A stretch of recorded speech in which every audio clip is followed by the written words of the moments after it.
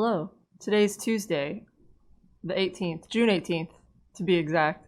I'm losing track of days. What year is it? 2019. I'm getting married this year, and every weekend is now doing wedding-related activities until my brains fall out. Are you still going to go through with it if your brains fall out? You know, you kind of have to at this point. There's a lot of money down. Aren't there laws against that? I guess so, yeah. Can you say I do if you have no brain? Comment below if you said I do. We're going to get into that with the coming of the robots, robot weddings. I mean, isn't that already like a service in Japan where you can marry your anime body pillow? Yeah. It doesn't consent. There come the downvotes. Also, we've probably not. I don't know if we should call attention to it, but I feel like just to get the feedback, I think we fixed the audio. And the air conditioner's on though, so who knows? Maybe the air conditioner's being picked up. And the fix, we've thrown thousands of dollars at this issue, and the fix turned out to cost nothing. How's that for you?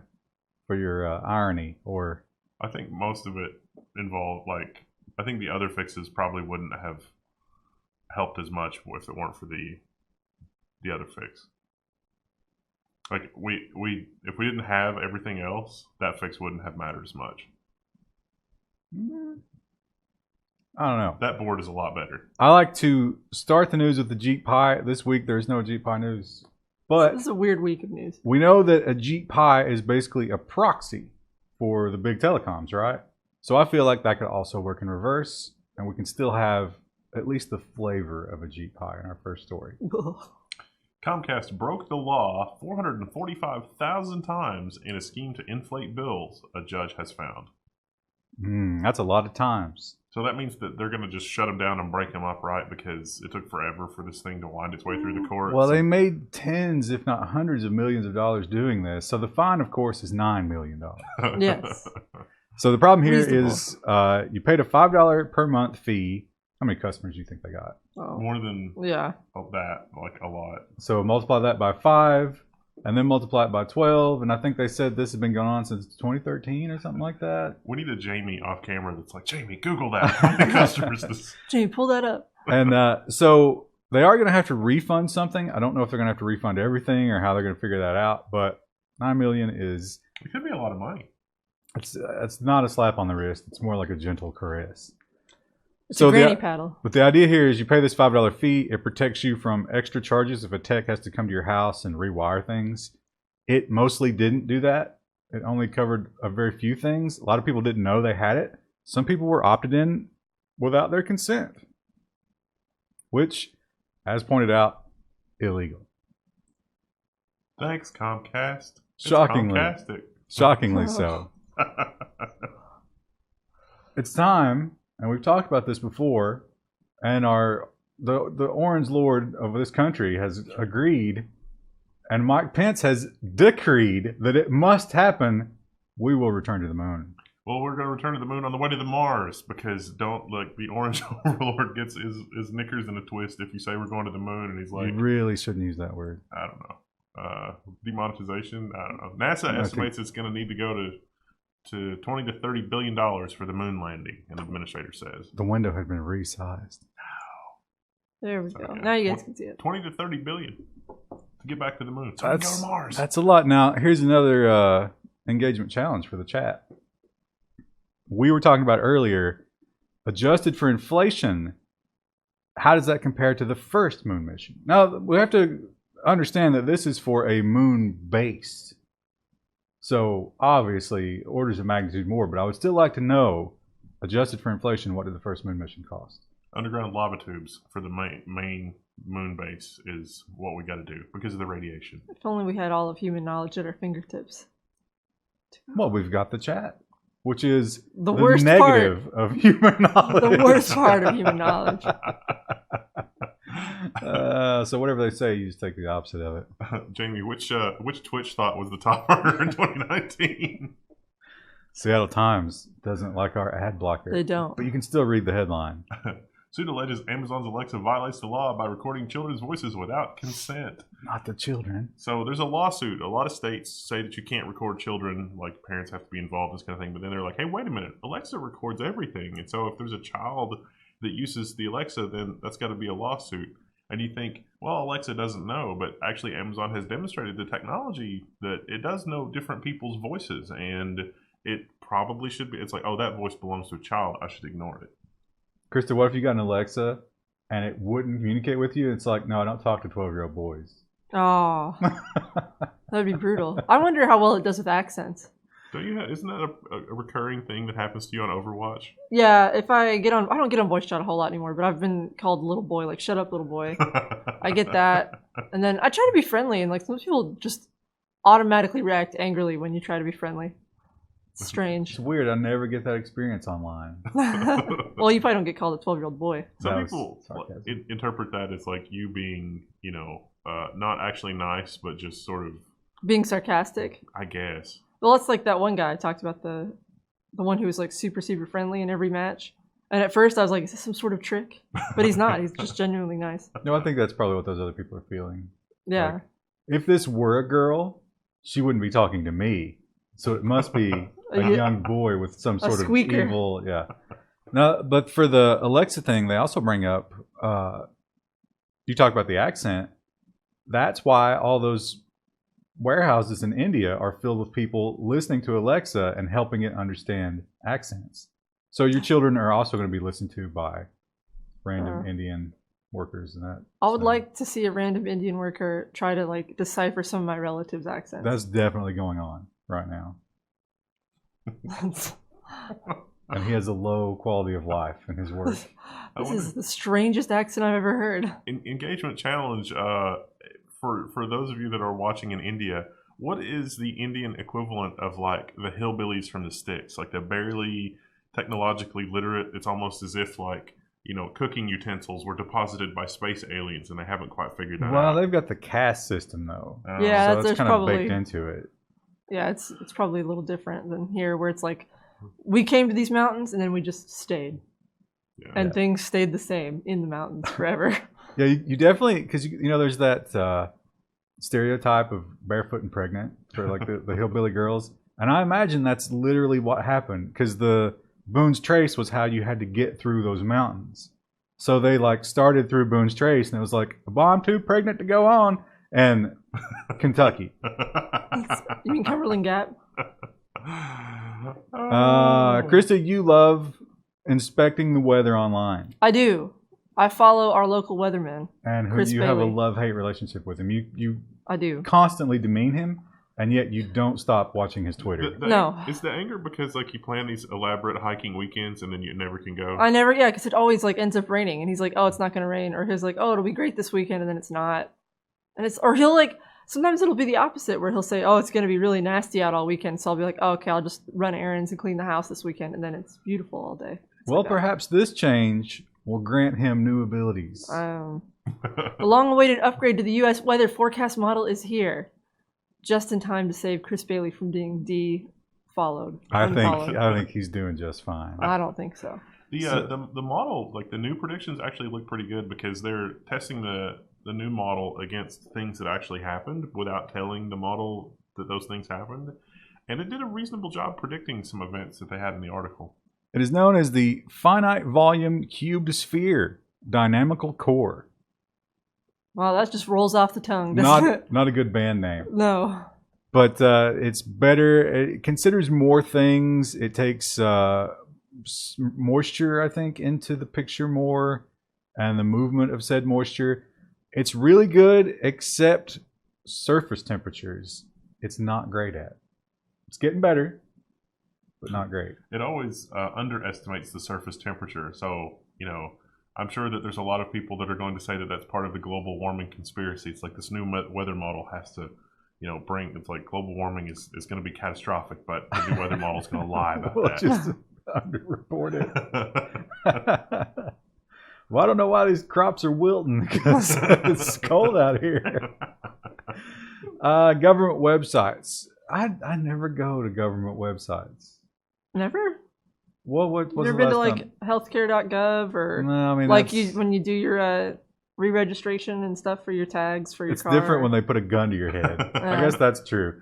A lot of the ones on this list wouldn't fall into that category. So I don't have this problem. Although I guess you wouldn't actually see them on the website. You'd see these in searches. But in any event, you wouldn't expect this from government websites. A year later, the U.S. government websites are still redirecting to hardcore porn. Now, this is a symptom of the way that U.S. government contracting works here in the U.S. Because like the government's like, oh, something's broken. We need to get a bunch of people to bid on this. And then they do. And then as soon as those companies do whatever it is they're supposed to do, they're gone. And a website is a living, breathing entity. It requires care and feeding. No one is doing any kind of care and feeding on these government websites. So, for example, let's say that you're craving black XXX movies. You'd, of course, go to ddc.wa.gov. Yeah, this is literally on the Gizmodo website for the YouTube censors that are reviewing this. So, I mean, just check out the gizmodo.com link, please. Menage a trois with Russian teen babe. Healthfinder.gov.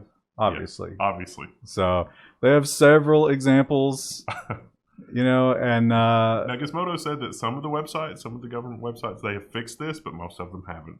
Now you can see they have these URLs like, redirect equals. So these are just, you don't want your website to be able to just randomly redirect you to another website because of the SEO implications that are used here. But like you say, nobody cares.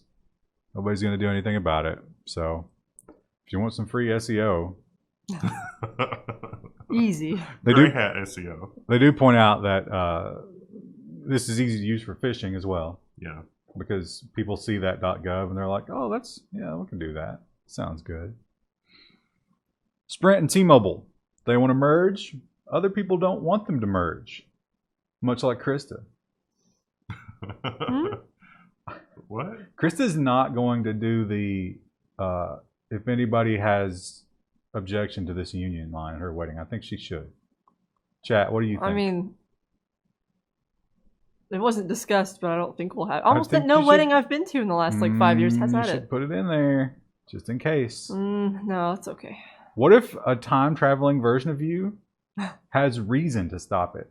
Well, I think wouldn't I just kill my past self and my fiance and I don't know what you would do. I'm not your future self, but you should leave that window. I feel like my future self would be absolutely insane in that scenario. So yeah, I don't know maybe why. She's insane because humanity is dead because of your marriage. Anyway, Sprint and T-Merger. Speaking of mergers, some people also don't want them to join together. 10 U.S. states, in fact, have sued to stop the T-Mobile Sprint deal, saying that consumers will be hurt. Why would anybody think that consumers wouldn't be hurt? Yeah, Amazon wants this to happen so they can get Boost Mobile. Yeah, I mean, when we talk about competition, going from 4 to 3, I don't think in the history of going from 4 to 3, it's ever been pro-consumer. Maybe I'm missing something there. Maybe I misunderstand how mergers work, but so it's a $26 billion purchase, but if one company buys the other company, then the other company has to become $26 billion more profitable. But the profit of both of these companies is vanishingly small, like the actual realized profit. I mean, the revenue might look really good. So it would probably be better to do like a like-for-like merger where the two companies just cooperate. And then, it's like, we're going to try to do this, we're going to do that. And it's not really the same kind of merger. But you're taking all of their users. So in essence, you're reduced. Okay, so you have the marketing budget. You cut down. You consolidate the workforce and fire a bunch of people, and all that redundancy goes away. The deals are usually based on stock. Yeah. So you're not exactly paying that money. You're doing shenanigans on the stock market. So from a business perspective, what you're describing is not true at all. They don't have to make that much more money to make the merger work. Yeah, that's just how it feels with the other mergers, like the Time Warner merger and some of the other ISP mergers. It's like, oh wow, they've really jacked up the prices, and there's not anything anybody can do about it. Well, yeah, that's the thing. Once you do all that, once you have eliminated jobs and reduced the level of service, then you can raise prices, and that's why it's good for consumers. Tell me more about Wall Street economics, good sir. We should have put this Comcast with the other Comcast story. Oh, no. What a faux pas. Well, it's a little different though. Supreme Court is going to hear this Comcast appeal in the Byron Allen racial bias suit. So Charter also got caught up in this, but the Supreme Court declined to hear Charter's appeal. Not enough duffel bags. Now, so far, Byron Allen has been successful with his suits, which suggests that there's more going on here than it would appear on the surface. Now, he owns a suite of channels that are black oriented, not just black people on the screen marketed to black people, but I think the whole operation structure is, mostly black, and somehow you can get away with that rather than the opposite. And listen to these exciting names. I mean, when you listen to these names, you're like, wow, what exciting products. They don't sound generic at all. Things like justicecentral.tv, cars.tv, pets.tv, and comedy.tv. I don't know. If you're Comcast, how do you pass that up? Well, AT&T, Verizon, and DirecTV did not pass it up, so he's got something. So he's saying that there is racism. I don't know what he's basing that on, but he's won a bunch of lawsuits up till now. I was going to say, I mean, it could go one way or the other. We don't know enough of the context to say whether... We covered a case, or we covered, I think, this last year, the year before, and some of the evidence, like that article had some of the stuff from the trial that was, like, if that was the same thing, there seemed to be some evidence that there was some back and forth between the executives that seemed like race might be a component. But it's going to the Supreme Court. We'll know more soon.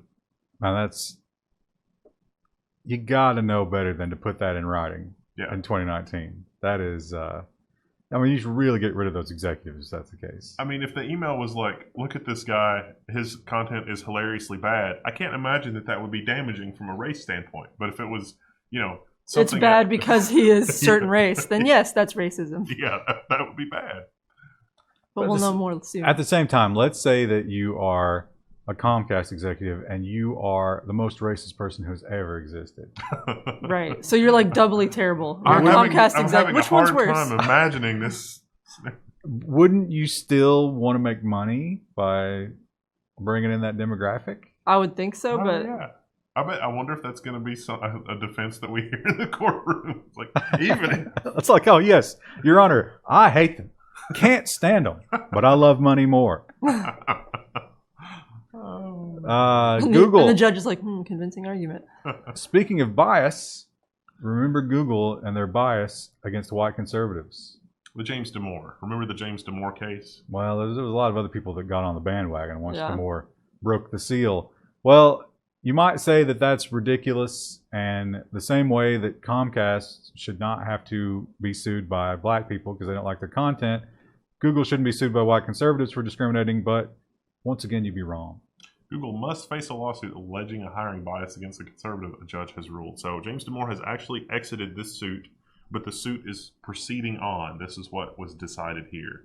So it's going to be interesting to see. I think, was this the one where the judge said it's like they have doubts, but the lawsuit can be allowed to proceed? His doubt was, as Google, can you determine who is a conservative in your hiring practices?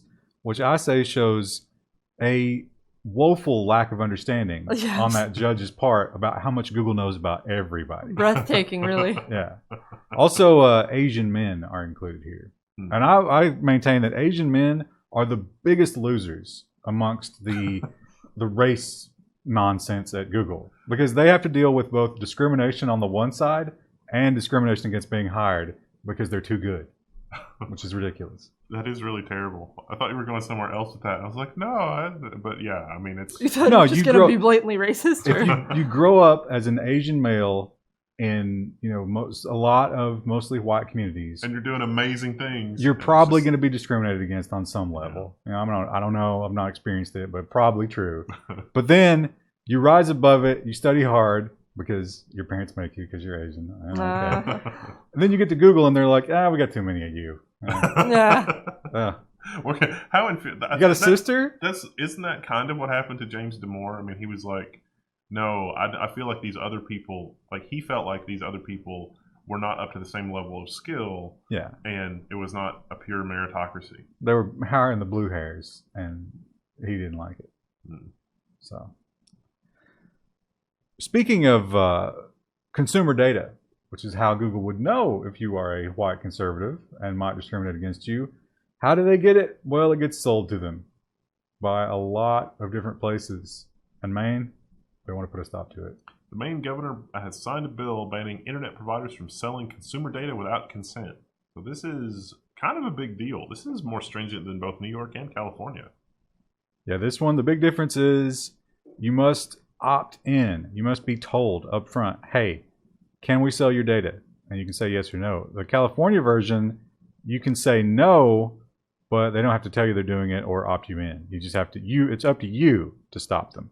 So no dark patterns here. Yeah. No weird UI. Do you not want us to not track you? The telecoms lobbied hard Not a against single that one. checkbox. So props to Maine. They did not accept the duffel bags full of cash. They thought about it. And they're like, no. Now, Krista, you've talked about paying off your student loans. Yes. What if, let me give you this argument. What if you didn't do that, but instead spent one night on the International Space Station? That could be a thing. NASA to open International Space Station to tourists. Asterisk. Only rich tourists. $35,000. Now, that does not include travel expenses. Yeah. It turns That's out it just takes a the lot hotel to get room. you into orbit. those will run you somewhere between $2 and $4 million. Oh, That's just chump change. I thought it was more than that. Was it? I thought it was like 20 million. Well, if you're friends you might with, be right. So it's You like, could probably get a group deal. You know what? Don't take the 20 million. Oh, 60 million per flight. We were both wrong. Whoa. But listen, don't pay the 60 million. Wait for a Groupon. but it was 3 people could go on the flight, so So they could split it, you know. Well, how many rooms do they have in this space station? well, I mean, you get a bag. You get What a if sleeping bag. What if you want to do a space station honeymoon, but you got to take that third wheel to get the $60 million flight? They're like, hey guys, want to go look out the window? And it's like, we were going to do that together. I wonder if like one of the 10 million plus sub YouTubers have enough money to do that, because that would be a hell of a YouTube video. Didn't Simone Yetch, I don't know if that's how her name is pronounced. She did a space camp thing. Yeah, it was. I don't think she was actually in space. She was like right on the edge. Well, that's so just the vomit comment, right? Yeah. Yeah. This is much different. And you also have to pass the physicals and go through like the training. centrifuge testing and all that stuff. So you save up all your money and then you take that time off work and then it's like, oh no, now I'm not working. I bet Elon Musk and Jeff Bezos go, just because it's like, look at this amazing. I mean, what do you? I don't think As a Jeff rich Bezos superpower cares. I think he would just be annoyed while he was up there. He's like, I'm not making money right now. 8chan. Now it's interesting because we saw another story about 8chan on Friday about the threats to the politician. Oh yeah. And then this happened. So 8chan is just getting served with warrants left and right. 8chan's been served with a warrant for alleged, Poway. Is that how you say that? Poway? I'm not sure. Synagogue shooters post data on all their users. So the shooter has allegedly posted on 8chan, and so they got a warrant for that, which is fine. But the warrant is also like, we want everybody, we want IP addresses, anybody that was even remotely connected. It's like, okay. If you commented on it, they didn't say if you commented positively or if you just had an opinion on it, you're going to get rolled up in this warrant. So, pro tip, don't answer their questions without a lawyer. Pro tip, no space on the internet is safe. Krista, I think you should become a helicopter photographer. I don't think I'm qualified for that in any capacity. Well, you just get in a helicopter and take pictures. I think, why not? There's money in it, but there's also a risk. Texas can steal your photos without paying for takings, according to court. So this literally happened. A photographer has these really awesome helicopter photographs. Scroll down, you can see one. And a university used one of them without permission. How lazy is the stock photo? Well, there's actual photos too of like the This is the helicopter photo. photography. Yeah. This is it. So Jim Olive took this photo. He's a helicopter photographer. That's nice. Yeah. And then the university, what university was it? Some university in Texas, University of Houston, used it on their webpage, and they clipped out the attribution that he had baked into the picture. They're like, oh, we don't like that part at the bottom.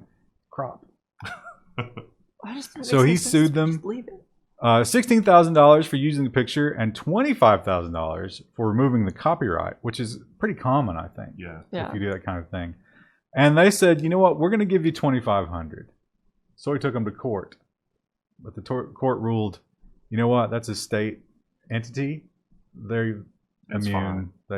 They can They don't fire have it. to pay for your stuff. I hope this gets appealed to the federal level because they'll probably get their ass handed to them. Sad. Bad day to be a photographer in Texas. Especially a helicopter photographer. Deepfakes. We're all excited about them. I can't wait for a world where literally nothing can be believed. Because then it resets the playing field, right? You have to think for I yourself. don't know. Or I think it'll take a while to reset the playing field. Oh, it's going to be some dark times in the meantime. Yeah. does it reset the playing field in that, you know, we're back to just like Stone Age levels of technology because it's just whatever an individual can reason on their own? Actually, probably what's going to happen is it's going to tribalize us even more because we will choose a news entity to believe and then we'll rally around them like a sports team, like we do with politics, and bitterly fight all of the other news teams who will have their own tribes. Well, certainly we will be able to progress as a society and not destroy ourselves. We may be looking at the Great Filter event right here. In any event, don't worry, because Congress is on the job. Congress is going to investigate deepfakes as the Dr. Pelosi video causes a stir. Now, you were saying that you didn't think it was the Pelosi video. No, because the Pelosi video wasn't a deepfake. That was just slowed down. Yeah. I think it was the Zuckerberg video, which is incredible in terms of the video quality. They did another one too. Who was it? We were Key talking. and Peele did the Obama one, which is really good. Nah, well, you know, Krista mentioned the Jon Snow one, but there was even another one that was very popular. Jon Snow apologizing for season 8. So yeah, there's only going to be more and more of these. I mean, we're seeing the it's just the early trickle that is the dam breaking. But how long until like the politician actually does something legitimately awful and they're like, no, that was a deep fake. Yeah, that's what I'm saying. Like the tribal instance will be CNN, deepfakes, Trump, and then the other news organizations are like, no, that's a deepfake. And then like your believers believe that it is, and then their believers believe that it isn't. And no matter what happens, you can spin the story. So there will be no truth. Dark times. Yeah. Look forward to that. Maybe buy some freeze-dried meals. We should Make have a bunker. We should have some on the store. CERN. They have the Large Hadron Collider, and they're studying physics. You know what? That might be the filter event. Because we don't know what that thing's going to do. But we do know one thing. It's not going to do Windows anymore. CERN has ditched Microsoft to take back control with open source software. I like the penguin that's just flying around in the background there. Another lazy stock photo. They're just poorly photoshopped in. It's like, does it look like he's sitting there? I'm not going to put a shadow or anything. He's not even sitting on anything. It's just floating. Flying penguins in the background. Krista can't see that. Oh, no, I can see that one. I don't see the second one. Or the third, rather. The other one is there, too. So, yeah. So CERN, Microsoft has decided that CERN is a commercial entity, basically. And so they're charging them commercial rates instead of academic rates. And so CERN is just noping right out of that. Apparently it's 10 times more than what they're currently paying. And they have, what did it say, 2,600 or 26,000 employees? At least 2,600. 26,000 seems like a lot. Yeah. Anyway, that's a lot of, so they're doing a per user license for 2,600 people? Yeah. That seems crazy. Expensive. So they're saying, nope, we're out. Now, they did mention that they already use Linux for some stuff. A lot of stuff, as it turns out. So it's actually not that big a deal, and they're not too worried about it. You think there's like some nerd in their IT department who's just like, finally! Doing some amazing video on CERN is on my bucket list, but I don't know when I'm going to get to that. But someday I want to make it to CERN and actually like meet those guys and do something. That'd be amazing. We know that cars make noise. But we've entered into a new world where some cars don't make very much noise. And that will kill us all. At the dawn of the noisy electric car, the EU laws are requiring audible warning sounds to take effect July 1st. So if you're in the city, especially like inner city, you can't get very fast in your car to begin with. So The worry is that pedestrians are just going to be wandering around because they're used to hearing cars. They're not going to hear EV cars. They're going to get run over.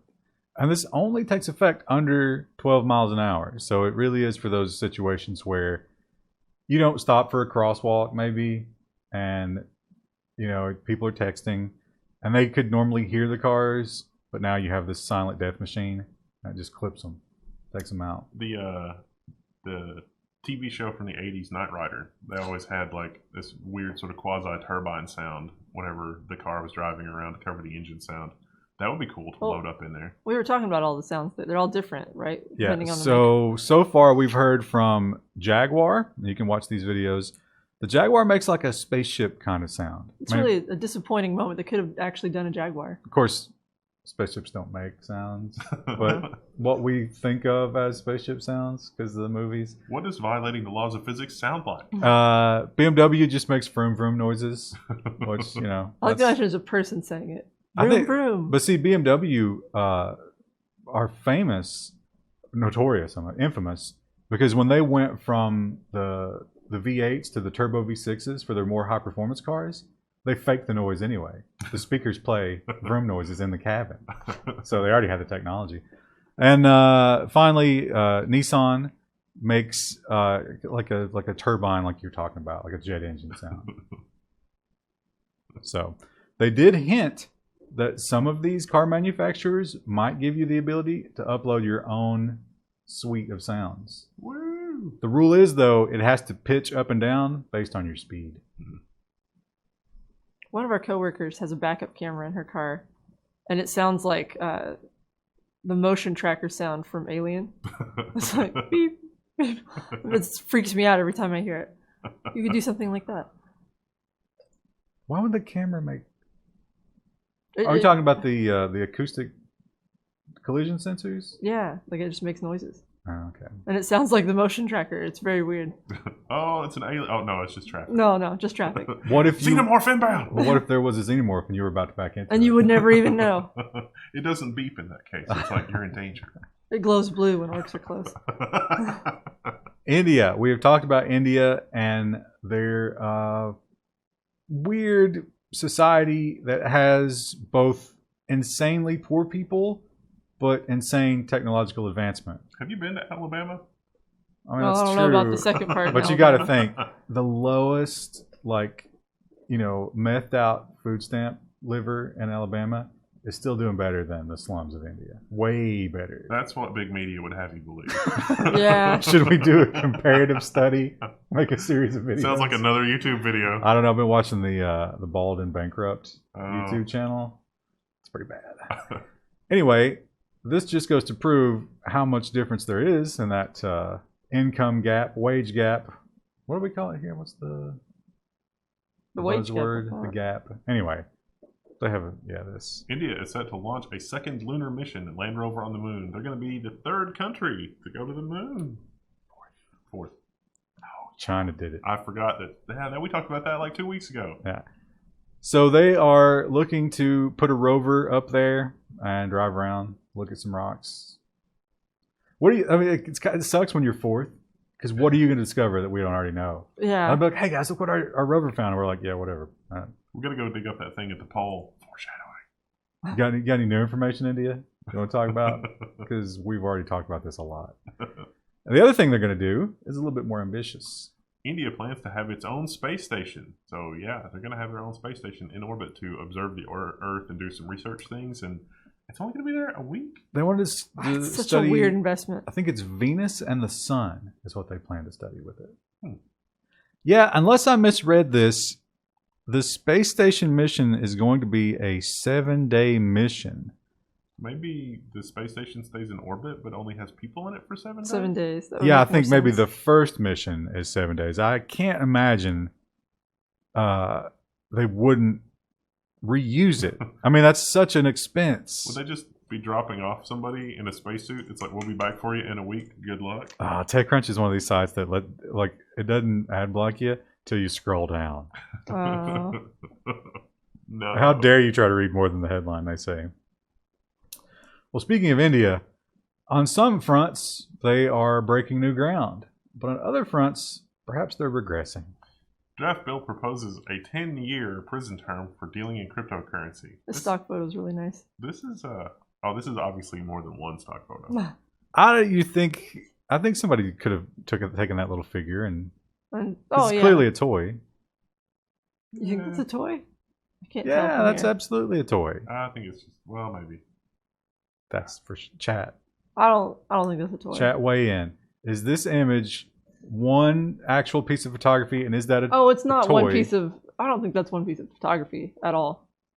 I think it is. I don't think it is. I think that's all done Anyway. in Photoshop. Anyway, not related. The story is now. This is they list all. They made the language really, really inclusive. Mine, generate, hold, sell, transfer, dispose, issue, or deal in cryptocurrencies. 10 years. That seems excessive. Dispose. So let's say you have a wallet, a blockchain wallet, but you're like, oh, it's illegal now? Okay, not to worry. I don't have any Bitcoin. Then someone sends you half a Bitcoin, and you're like, oh God, I can't even dispose of it. What am I supposed to do? Because you can't refuse a send, right? Yeah. Is there a method for Refusing? No. I don't think so. Interesting. Huawei. Remember Huawei? No. They're not allowed to do Even business. though we talk about them every week. Literally not allowed to do business. And a lot of people are like, how will this affect him? Well, we'll find out now. They're on the naughty list. Huawei is scrapping its laptop launch because of the U.S. naughty list. I'm not going to say blacklist. It's too late. You did. They just spell it out like in front More of a politically 2-year-old. correct way of saying it. So I went. I have a funny story that I'll try to condense into like 30 seconds. While I was in Taiwan, Huawei. There's a lot of Huawei stores. The electronics plaza. Usually, like, there's a ton of people there. The Huawei store is like the Apple store there, and there's usually like 5 or 6 people working. So I usually spend like 2 hours in this plaza. When I got there was nobody in the Huawei store, and there were just 6 people. They were just standing around the technology looking worried. And then when I left 2 hours later, those people had not moved at all, and there was nobody in the store. And that was in Taiwan. So yeah, they certainly now they talk about inventing their own operating system, but that's just for phones. So when it comes to laptops, people expect Windows laptops. I mean, I guess they could. Linux is not under any U.S. control, right? Yeah. So they could use that. Also, processors. Right, the Intel processor. I mean, who are you going to get your processor from? They would have to get it. They would have to get it from like a Chinese company that's licensed the x86 core from somebody else, or ARM or something, which is a mess. Yeah, well, that's not going to sell. Yeah, no one wants that. How do you price that competitively? You can't. Like I said, a giant store full of worried-looking employees. Hong Kong. If you don't know about Hong Kong is in China, but it was British for a long time. Then it got its independence, so it's like Chinese, but not really. They have their own rules. They have their own government. And China decided, I think China is slowly but obviously trying to change that. They're like, no, Hong Kong really is ours, like Taiwan is, and we're going to take that back. And they made some laws based on that. And extradition. The Hong Kong people weren't fans, so it led to this. Telegram blames China for a cyber attack coinciding with Hong Kong protests. Now, not really technological related, but those protests had like 2 million people involved. And so Telegram, a lot of people were communicating on Telegram, but this denial of service attack was designed to prevent people from being able to communicate with Telegram in the Hong Kong area.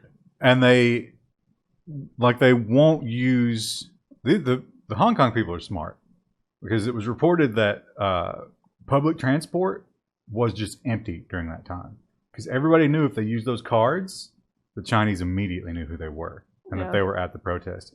So they weren't using those, they weren't making phone calls, but Telegram has that end-to-end encryption. So they were comfortable using Telegram. So China, or somebody, a state actor who may or may not be China, decided a DDoS is in order. Although the people for Telegram said almost all the IP addresses were Chinese. or assigned to Chinese. That's just Chinese network. that's just the U.S. Yeah, don't worry about that. You know, of Don't course think they about would, that for Of course, one they few would seconds. steal those IP addresses and use them. Oh, speaking of extradition, wait a minute. Didn't we talk about it? Oh yeah, extradition. Yeah. That's why I put these stories together. It's not. So smart. Kim.com. Kim.com is fighting his own extradition. That was what, 17?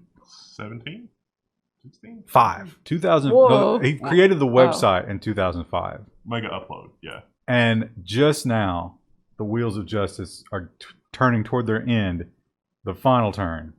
Well, Kim.com is in a final bid to halt his extradition. If he's extradited, the wheels will continue to grind for a bit more time. Well, the wheels will begin to grind his flesh because there is no way he wins in the U.S. Yeah, it's he stands accused of facilitating copyright infringement to the tune of like $500 million. He's never been to the U.S., but these U.S. companies are blaming him for the ease and ubiquity of online file sharing. And for me, it reads as if he is to blame for all online file sharing. But did he profit from it? Yes. Is he probably a terrible human being? Yeah, but this seems bad for sovereign, governments. Especially if it's okay for a state university to steal and crop Your images, yeah. an image, then maybe the man who didn't personally do any piracy, just built a website for sharing files, maybe should be shown some leniency in a day and age when we didn't even have laws pertaining to that kind of thing. Yeah. No. I don't it's think not. his chances are good, though. No. I think they're poor. And Russia has long had a problem with VPNs because we all know the Great Firewall of China and Russia's filtering. A VPN gets right around it. There's no way to escape except to literally block all VPNs. Russia says it will soon begin blocking major VPNs. This is because Russia asked a whole bunch of VPNs to block sites in Russia for Russian customers that were on their naughty list. And so that's NordVPN, ExpressVPN, TorGuard, IPVanish, VPN Unlimited, Viper VPN, Kaspersky. They have OpenVPN in here, but I don't, OpenVPN is not a service as far as I'm aware. So how would that even work? I guess any little bootleg outlaw VPN that was using OpenVPN and reselling the service. Also, they mentioned Kaspersky was the only one who actually signed up and registered with the government. Wow. So they'll be allowed, but the sites will be filtered within them, that VPN. Yeah, and it's just what's to stop you from signing up for your own Linode and setting up OpenVPN that way? There wouldn't really be any way to block that. But if they find out about it, Right. you're going to get a visit. Something about comrades and potatoes and vodka. I don't know. Polonium. Russian jokes. And a wrench. Yeah, polonium. Oh, yeah. So I wonder, private internet access is not on this list. Did they get them earlier? Or that's a big one that seems to why would you leave? Maybe they don't operate in Russia. I think that a couple of VPNs were just nope, we're going to pull out of places that are problematic, and they just noped out. These ones didn't. They just simply didn't. They're like, leave us alone, bro. Yeah. And so I don't think there's any way, because they don't have a physical presence in Russia. So nothing bad can happen to them except to be blocked. Yeah. And you can't ever visit on a tourist visa, I'm sure. I want to go see the Kremlin. No. Into the gulag with you. That, like I said, that Bald and Bankrupt's YouTube channel, he goes to all those little ex-Soviet towns, and the prices on things are hilarious. I mean, he'll get a meal, like a 7-course meal, $3. Wow. And it comes with vodka. for every course. Nice. That's all we got. It's, like I said, a weird week. So we did government today, and then we'll do business tomorrow because we didn't have any robots this week. It was for some week. It's a robotless week. I guess because it's June, all the robots are on vacation. Yeah. And then Friday will be a long episode where we do security and social and nonsense. Neat. See ya. Bye. I moved the keyboard. I always forget to move the mic back. Business news is what we have today, which encompasses most of the technology news, obviously, because Why do we have new technology? To make money. A lot of people don't realize that. Yeah, a lot of people have that Star Trek mentality, where it's like, oh no, I just enjoy it because it's no, it wouldn't exist. But it is beautiful how our economy spurs us to ever higher heights when it comes to technology, and AMD has reached one of those heights. WFC or WCCF Tech, I always get it weird. It's AMD's working on a monster 64-core Threadripper landing as early as Q4 2019. Now, this is rumor. There's no confirmation. There's another leak. I don't even know, but it stands to reason that if there's going to be a 64-core ROM, there's probably going to be a 64-core Threadripper at some point. No, I think this guy mentioned in the article that the engineer, his leak, got back to him. Yeah, my source reached out and said that it's late Q4. So this will be like Christmas. Yeah. But still coming this year. Maybe just in time for CES. Like, announcing and being able to buy it are different things. Well, they mentioned that they had something else planned for CES. Oh, yeah, I don't know. So this will have to be before that. Anyway, they don't know the pricing. He assumed it would be like in the $3,500 range because of everything else. And massively powerful. Because it's 64 cores. It should also support PCI Express 4 because that's a thing. Oh, also, and they didn't mention there would be a new socket. So probably going to get some backwards compatibility with your existing motherboards. Yeah, well, not for PCI Express 4, but yay. Well, you could firmware update and use it at least. China. Chinese government, U.S. government, not BFFs anymore. It's Huawei or the highway. That was one of the news titles. Yeah. We run into that title a lot, actually. Yeah. Sometimes we've accidentally used the same title years later. There's just certain puns that come back to you. Yeah. And it's hard to come up with the titles. Anyway, what happens to everybody's most beloved company, Apple? Because we all know Apple makes all those devices in China. Well, we have our answer. Apple's U.S. iPhones can be made outside of China if needed, according to Foxconn. So Foxconn saying, hey, we've got enough factories outside China that if you really want these made out of China, we can do it. I do mention that if that has to happen, some of the Android phones are probably going to take a back seat, which it's going to upset some of the other manufacturers. But Apple's got the power, right? Man, if only Google had bought a domestic manufacturing facility formerly owned by Motorola and scaled it up in order to do Android manufacturing the way that it needs to be done with high quality. Oh, I'm sorry. They could be facing several lawsuits because people don't want to work in those conditions in the U.S., especially the blue hairs. LG has found themselves perhaps when Apple and Qualcomm made friends, they shook hands and they were like, yes, we will work together. Those legal teams needed something to do, right? They had to figure out. It's like, well, we really were bored. I mean, what are we going to do next? We don't have an enemy anymore. LG's 5G phones are in doubt as the chip deal with Qualcomm is set to expire. So this might be rough for LG. It might be rough for Qualcomm because if they use that last case as a precedent, the idea here is that LG is screaming foul, saying they got a gun to our head because they know if they walk away, we're screwed. So just like Apple, make them do business with us. I think if seems wrong. I think if Qualcomm is able to charge like the FRAND rates, they'll be fine. I don't know if that's what they're doing though. I think they want those licensing payments. Who knows? What's interesting is Huawei, of course, we've learned in the last episode that they just can't put out the new laptop. They can't do it.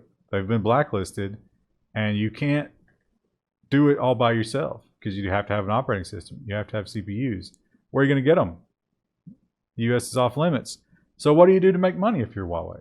What's left? What options do you have? Patent shakedowns. Huawei asked Verizon to pay over $1 billion for over 230 patents, according to a source. So this is generally what happens when a company's in its death throes. See also Oracle. Or the beginning of the downward spiral. I was going to say, any chance to just kind of like shove Oracle under the bus. Yeah. And Verizon... You haven't used their software. You don't know what it's like. I don't think Verizon's going to be pushed around. I think Verizon will take a firm stand on that. Yeah. Huawei also has a foldable phone. And the world is excited about foldable technology, all right? We can't wait to get them. Some small part of the world, maybe. But, as we remember Samsung's issues, perhaps that struck a little fear. Huawei delays its foldable phone launch until September to do extra tests after Samsung's troubles. So the extra tests involve giving the phones to hobos and putting them in their pockets and, just smothering them with like hobo grit in order to determine if those could get into the screen. Is that the scientific term? Hobo grit? Hobo grit can flow into any opening. It can osmose through any membrane. It's one of the most difficult materials to decontaminate in the world. It's a shown fact. E3 happened, and we got all of these exciting new announcements. I was there. New games, new game consoles are coming out. All these wonderful software as a services that are Mobile coming. games. Stadia. Y'all got phones. Y'all don't you? pre-ordered your Stadia, right? All the news was good. Oh, wait. Amazon has laid off dozens of game developers during E3. So Amazon was doing this game studio thing, and now they're quietly not. They did that on Thursday. Well, it was not as blunt as that. It was basically you've got 60 days to find a new position inside of Amazon, or you get a severance package. So it's not like some of the other game studio shutdowns where it's like, Monday's like everything's good, and then Fridays everybody's herded into a conference room and it's just like, no. Things are not good. The other position is fulfillment center. Yeah, probably. Now, they do mention that it's not going away. They have 2 games coming out, New World and Crucible. I've not heard of either of those of you. Mm-hmm. And they're canceling Breakaway. I don't know. Wow, that's devastating. Yeah. Is this game done for the artwork or game to push some sort of primal psychological buttons in order to have endorphins go off? And it's a game about flying drones and timed races to people's porches. It's like sounds really good. If you're really good, they'll pay you to play. What's the movies about the kid who Ender's Game. Yeah. It's like that, but for Prime deliveries. And speaking of Amazon, they have. I suppose this is sort of they're like, you know what? We see where things are going. So we're just going to leave now before you let us starve to death. We're going to end it early. FedEx trims Amazon ties as retailer flexes its delivery muscle. The carrier says it won't renew its contract for U.S. air services. Focuses will be on other customers such as Walmart and Target. So that's not to say that Amazon can't pay FedEx to deliver stuff. It's just the sweetheart buddy rates. Those are gone. Well, and this is just the air shipments. So you might still get FedEx ground packages from Amazon. Well, you can still get FedEx air deliveries too. It's just that Amazon will have paid full rate. They're not doing the specific shipments. It'll be on a plan with everything else that FedEx is doing. Yeah. So it's not like the specialty thing anymore. And they claim that Amazon was like 1.3%? Yeah. So you would think it would be more, but I suppose with Amazon striking out on their own, it's just less and less that things happen. Remember when Google decided to kill ad blockers? A lot of people didn't care for it. Remember when Google Chrome decided to kill Google Chrome? And they heard a bit of a backlash. You get the idea that some people spoke out, and they've changed their tune a little. Google promises to play nice with ad blockers again. So Google relaxes control over new Chrome extensions API that would have crippled ad blockers. There's a lot to this story. There's a lot of technical detail here. And there's a lot of, I get the feeling that the business unit is using some of what the technical team wants to do is actually good stuff. But the business unit is like, oh, ad blockers, oh, that would be unfortunate if ad blockers didn't work anymore. That's just too bad. So the business unit, I think, is being a little bit disingenuous with some of the technical changes that are coming from the engine. They point out that the existing way this works, the API, it allows a plugin to look at all the traffic before it says yes or no to it. Now they say that as a security risk, and you got to think, if you get tricked into, if you fished into installing a plugin, all of a sudden that plugin is reviewing everything that goes through your browser. It's an ad blocker, but it's actually sending everything to Russia. Right. Yeah. So they're trying to do away with that. Now the contention here was they said you're probably only going to need like 30,000 rules in your plugin, right? Well, a good blacklist could be hundreds of thousands. So that's what you're talking about with the business team. They probably slipped in that 30,000 limit. And so what's happened is they've gone back and they're like, okay, we're not doing the 30,000 thing. Turns out one good spammer could run out, could just fill up the blacklist with crap, and then it's free reign for everybody. It's free real estate. So you will have it'll change the way ad blockers work, but they should be able to rebuild them with the new API. Well, I mean, I would love for the Google team to take Chrome and take one of our one tabs for a week with no ad blocker and just load up all the news sites, because even on an 8-core beast machine, it cripples it. It's bad. It's real bad. Yeah, it's new, and we're using a crappy ad blocker, as so many of you point out, week after week. But we are trying to do we realize that we're using their content and sort of, rehashing it in another ad-supported endeavor. So there's some hypocrisy we have there. Commentary. But we simply cannot run it without that. I mean, it will not physically work to have this many tabs without something blocking those tracking scripts. Or the page being unresponsive. Like you go to scroll and it's like... Well, it just crashes. Yeah. You lose it every time.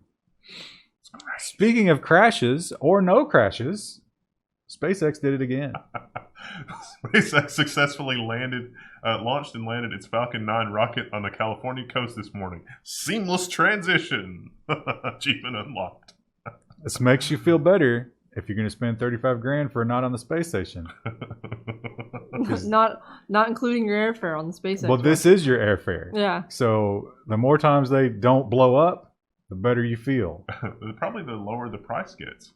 Yeah. Although I wouldn't want to be on one of the Falcon 9 rockets that's been reused like 50 times. Well, this one had been used previously, so another tick in that box as well.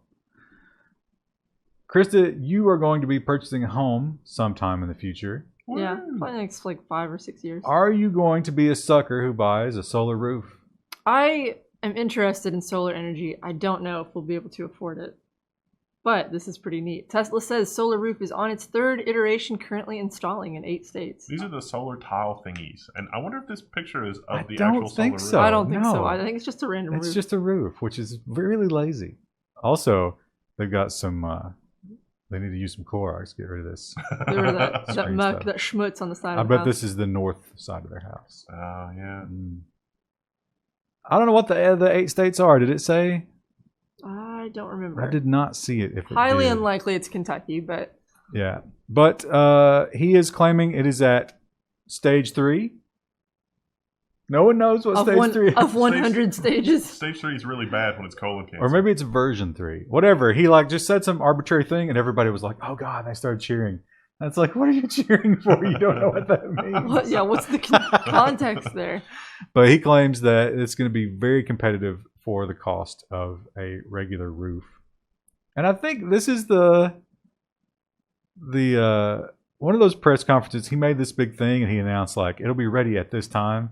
And the people were a little subdued and he was like, sometimes I'm overly optimistic about dates. And I was like, really? Do you realize that about yourself there, Mr. Musk? No, maybe you just saw his lawyer in the back going... I was ballparking that date based on everybody working around the clock shifts. No one going to see their family ever again. Now, we don't have a story about a Tesla bursting into flames this week. I'm sorry. I know you've gotten used to it. But how about another car company? Audi. Audi has recalled its first electric car for battery fire risk. All of them. The Brits hate the way we say Audi. Audi. Is You it say Audi? Audi. Audi. I think it's Audi? Audi. Audi. That's like belly buttons. It's an innie or an Audi. Audi. Man, I priced some Audis when I was looking for a new car. They are ridiculously overpriced. I thought you were going to say for a new belly button. I browsed some. Didn't find any I liked. No, I still got a couple years left on mine. So the problem here, they have actually not burst into flame. We have not had a flaming Audi yet. But they recognized that some moisture could get into the battery. There was some sort of coupling that was not properly shielded. So it's just a recall. You can take yours in. They install a new whatever. Good to go. If you buy a new one, there's no risk. Nice. Good work. Seems Good like job, seems like Alan. if you have an electric car company and they burst into flame, you figure out why and you fix it. Which Seems you know, reasonable. It's a novel approach. Unheard of in this industry. One thing that we can be sure about, considering the upcoming World War III with Iran and the imminent World War IV, if China doesn't get involved in that one, because China, war with China is almost guaranteed, I'd say, in the next like 15 to 20 years. Because they are advancing faster than we are, and we cannot have that. So, if you want to do some investing, maybe look into this new company. Raytheon and United Technologies merger will create a new aerospace giant. So this is going to be Raytheon Technologies. These are defense contractors that do missile guidance systems and a lot of. Raytheon has some really cool technology, as it turns out. It's all weapons and aerospace and stuff like that. I'm sure they're working on a lot of projects that we don't even get to know about. Yeah, that kind of turns thing. out. But yeah, big defense providers, and I have a feeling business is going to be good in the near future if you're in this business. We talk about HP Enterprise a lot because HP Enterprise seems to be the only part of HP that's doing any business these days. But it wasn't until recently until those things spun off into their own iterations. And when that happened, it seems like a lot of the old agreements were simply done away with. HP and HP Enterprise. So the Register has this article on IT Pro has been screwed out of unused vacation pay and bonus pay by HP Enterprise after judge rules the law is a mess, but it's still the law. So he was made an offer when HP was just HP, but he ended up working for HP Enterprise after the split. And the offer that he was made for his employment said that he would get a bonus if certain requirements were met, and any unused vacation days that he had would be paid out. And then when HP became HP and HP Enterprise, the contract was changed, and the law said, or the judge said, well, he needed to physically go to the HR office and get his employment contract in order to review it for this case because HP would not provide it. And so that would involve him traveling like halfway across the country to get it. Well, like, why don't they just give me an electronic version? They provided the current version. He was like, no, that's not the one I signed. Give me the one from 2013 or whatever, 2015. And they're like, no. That can only be printed in this one office. And the judge was like, okay. Sounds reasonable. So he got screwed. The one of the big announcements at E3 was from Microsoft. Project Scarlett is the next Xbox console launching in holiday 2020. It's powered by AMD. And Navi too, which all the AMD fanboys will be real hardcore about. So this one's going to follow the existing Xbox. What were the names? Anaconda. Yeah. The Anaconda is going to be the big beefy one that's like the Xbox One X. And the Lockhart is going to be like the Xbox One S, which is the crap S for shitty. And I think that the Lockhart will definitely have more of an emphasis on streaming and cloud, whereas the Anaconda will have some local storage. You can better believe if Google is successful with Stadia, Microsoft's going to try to figure out some way to do that in Azure. Well, what a transition. Oh, wait. Yeah, that was supposed to be next. Oh, it's up to the end. Is it? Oh. You know what? Just ignore that. Let's talk about Konami instead. TurboGrafx 16 Mini. So they went on the bandwagon. You know, the PlayStation Mini didn't really sell all that well. And so here's the TurboGrafx 16 Mini for all the 12 people that had a TurboGrafx. Yeah, well, TurboGrafx didn't sell all that well. Interesting thing about this, other than the fact that they think anybody wants it, is the difference between the Western and Japanese game sets. Well, some of the Japanese games just never even came out in the U.S. because they couldn't get their crap together. I remember Wise. I don't remember Super Star Soldier. I bet Dracula- our editor has played all of these. Dracula X is just Castlevania, right? Yeah, it was the clone of Castlevania, basically. Oh, it's the other way around, right? Uh, But yeah, Nintendo can do no wrong. I think all of these games were available on other consoles, maybe. They do point out that some of these are CD-ROM, so this had a CD-ROM version that came later, so... I played a TurboGrafx once. You know what? The thing that appealed to me about the TurboGrafx as a kid, I was like, look at these little cards. That's so much cooler. But then you realize, we grow up and you're like, oh, inside those cartridges, they were just little cards. Yeah. That was just a better way to package them because you destroy the little card. Salesforce. I hate working with Salesforce. We all hate working with Salesforce. But Salesforce.com. But bad news, because it seems like they're getting bigger. Salesforce bets on big data with a $15.3 billion Tableau buy. So I'm not... Salesforce.com, really, they've been kind of stagnant for a while, and the only place to go was not like new technologies, it was acquisitions. So like the sleeping giant is finally awake. We'll probably see a lot of acquisitions from Salesforce. And also Alphabet bought was it Looker? The other one? Oh yeah, the retail thing. Yeah, so but this seems to be Salesforce. You kind of get the impression that internally they were like, we need to get into the cloud. What do we know about that? And the engineers are like, we don't know shit about shit, bro. And they're like, let's just buy something. Yeah. You know, we got all this money. Well, I mean, Salesforce is the cloud, but it's their own little... They don't know how to, like, honestly, what they really need to do is open up their API. Because, like, to really do the cool stuff, you got to have the enterprise, and it costs too much. And if they want to do, like, if they want to see people use Salesforce.com transformatively, they need to open up the API and let the little guy do a lot more stuff with it. And then they'll see a lot of really innovative stuff. Like, they've got kind of an app marketplace, but it's kind of this, like, half-hearted thing. It's a mess. We talked last week or week before that about the record-breaking cricket broadcast. How many millions was it? It was a lot. It was a lot. This was India. So, like, it was like, wow, this is some seriously impressive infrastructure to be able to do this. So, the company was Disney. Which is like, wow, Disney now holds the record for the most online streams simultaneously or whatever. And that was impressive. Well, that same service had some issues this week. India's largest video streaming service owned by Disney has broken Safari compatibility to fix security flaw. But by the time you're watching this, it's actually already fixed. They re-enabled Safari. So if this had to do with DRM, so most modern browsers enable end-to-end DRM, where like the encryption is literally done, the decryption is literally done by your hardware, but there was some way to bypass that with Safari. And so that was a bug in Safari. And so rather than let people exploit that to steal the content, they just turned off Safari. Sad. But they turned Safari back on. Like I guess it got fixed or patched or something. So, just let it happen. Safari really, just let it happen.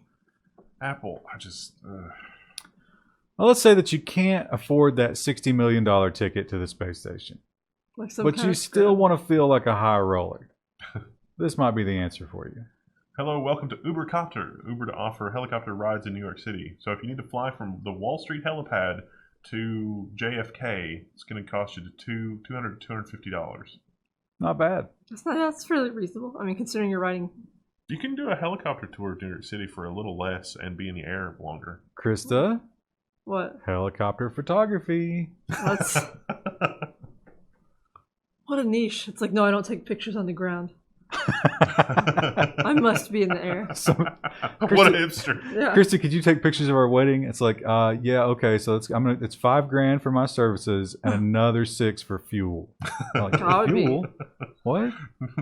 What's that sound? It's like, oh, there's a helicopter flying by. But it's like, it's hovering super low over the wedding, so you can't hear the vows. She's trying to hold her veil, and the garbage is being whipped into their faces. We're getting some good shots. Remember that time that Amazon decided that they wanted to deliver into our garages and cars? I do remember that. And people said, wow, that's super creepy. I'm not sure if I'm comfortable with that. And Walmart said, hold my beer. Walmart will stock your fridge with groceries while you're not home. For security, deliveries can be watched live via camera worn by an employee. It occurred to me how this happened. So a bunch of wealthy people were sitting around a boardroom, and they were like, I've got an idea. What if this? And everybody in the boardroom was like, that's amazing, because right now my housekeeper does that. And so, like, all of these vastly wealthy people are used to having, like, 7 or 8 strangers in and out of their house to do stuff.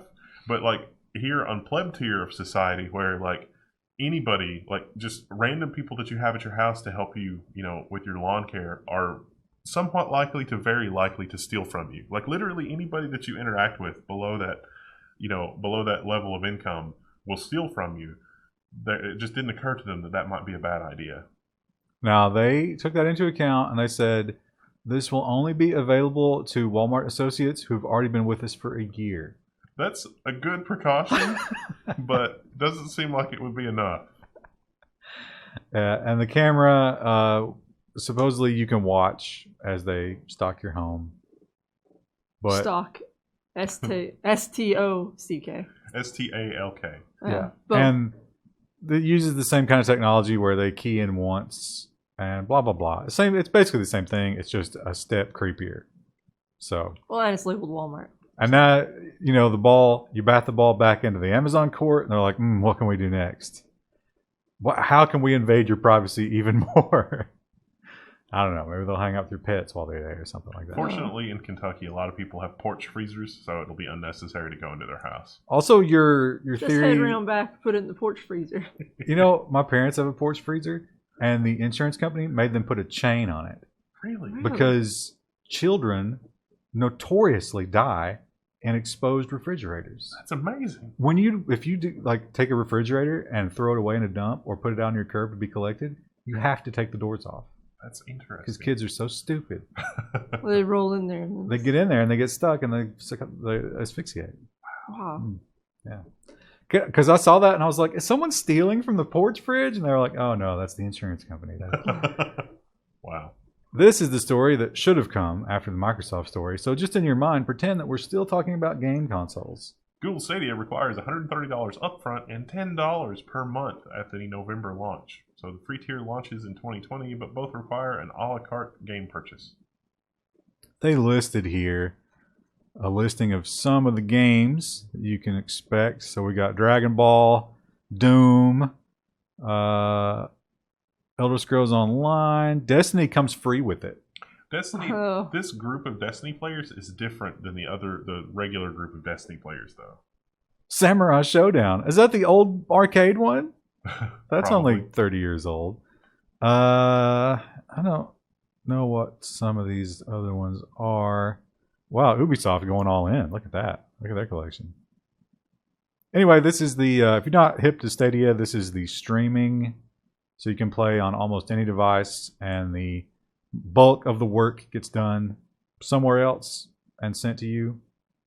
And it will use terabytes of data at 4K resolutions if you have enough bandwidth to even accommodate that.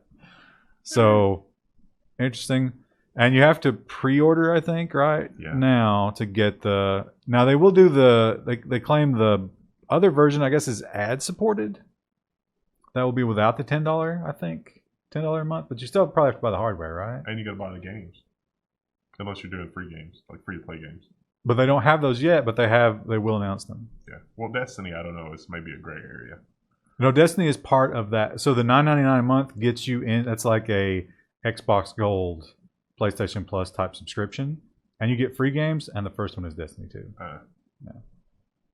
So, exciting. That actually is probably exciting if you have garbage tier hardware and you don't want to buy a console. Because they were playing, what game did they play on a Chromebook? Doom? Yeah. Doom It one. seemed reasonable. Doom on a Chromebook was running really well. So, maybe good. We can't even see the headline here, but you can read it from the title bar. Digital marketer MailChimp has banned anti-vax content. So MailChimp is mailing list software. You manage your mail list, and they're really good about helping you test and make sure that people can read your mailing list across a whole bunch of devices. Unsubscriptions. Unsubscriptions, yeah. So if you send anti-vaccination content, they don't want to do business with you anymore. Hooray. First, they came for the anti-vaxxers, and I didn't say anything. That's not a hooray. I mean, I'm all for vaccinations, but it is more of the, it's like dissenting voices must be silenced. Yeah, that's true. Mm. So they join a long list of people who are cracking down on anti-vaxxers. They work for the Russians. And it's like, no, they don't work for the Russians. They're just really dumb. They are really just dumb. I saw one out in the wild. When we get into the deepfake tribalism, anti-vaxxers are going to be a strong sect. Wow.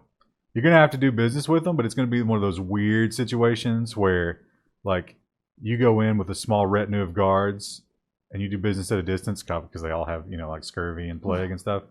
And then you leave and you're paranoid the entire time. I'm starting to think that biologically we're programmed to not trust, and then it's like, oh, they didn't tell you this. And it's like, oh, I believe it. That seems plausible that no one would it's like the vaccinations are a way for population control. That makes sense. I believe that. Well, that's the whole idea of like the best lies are sprinkled with truth. So when somebody fact checks this part and it comes out true, they're like, oh, it must all be the whole true. thing is true.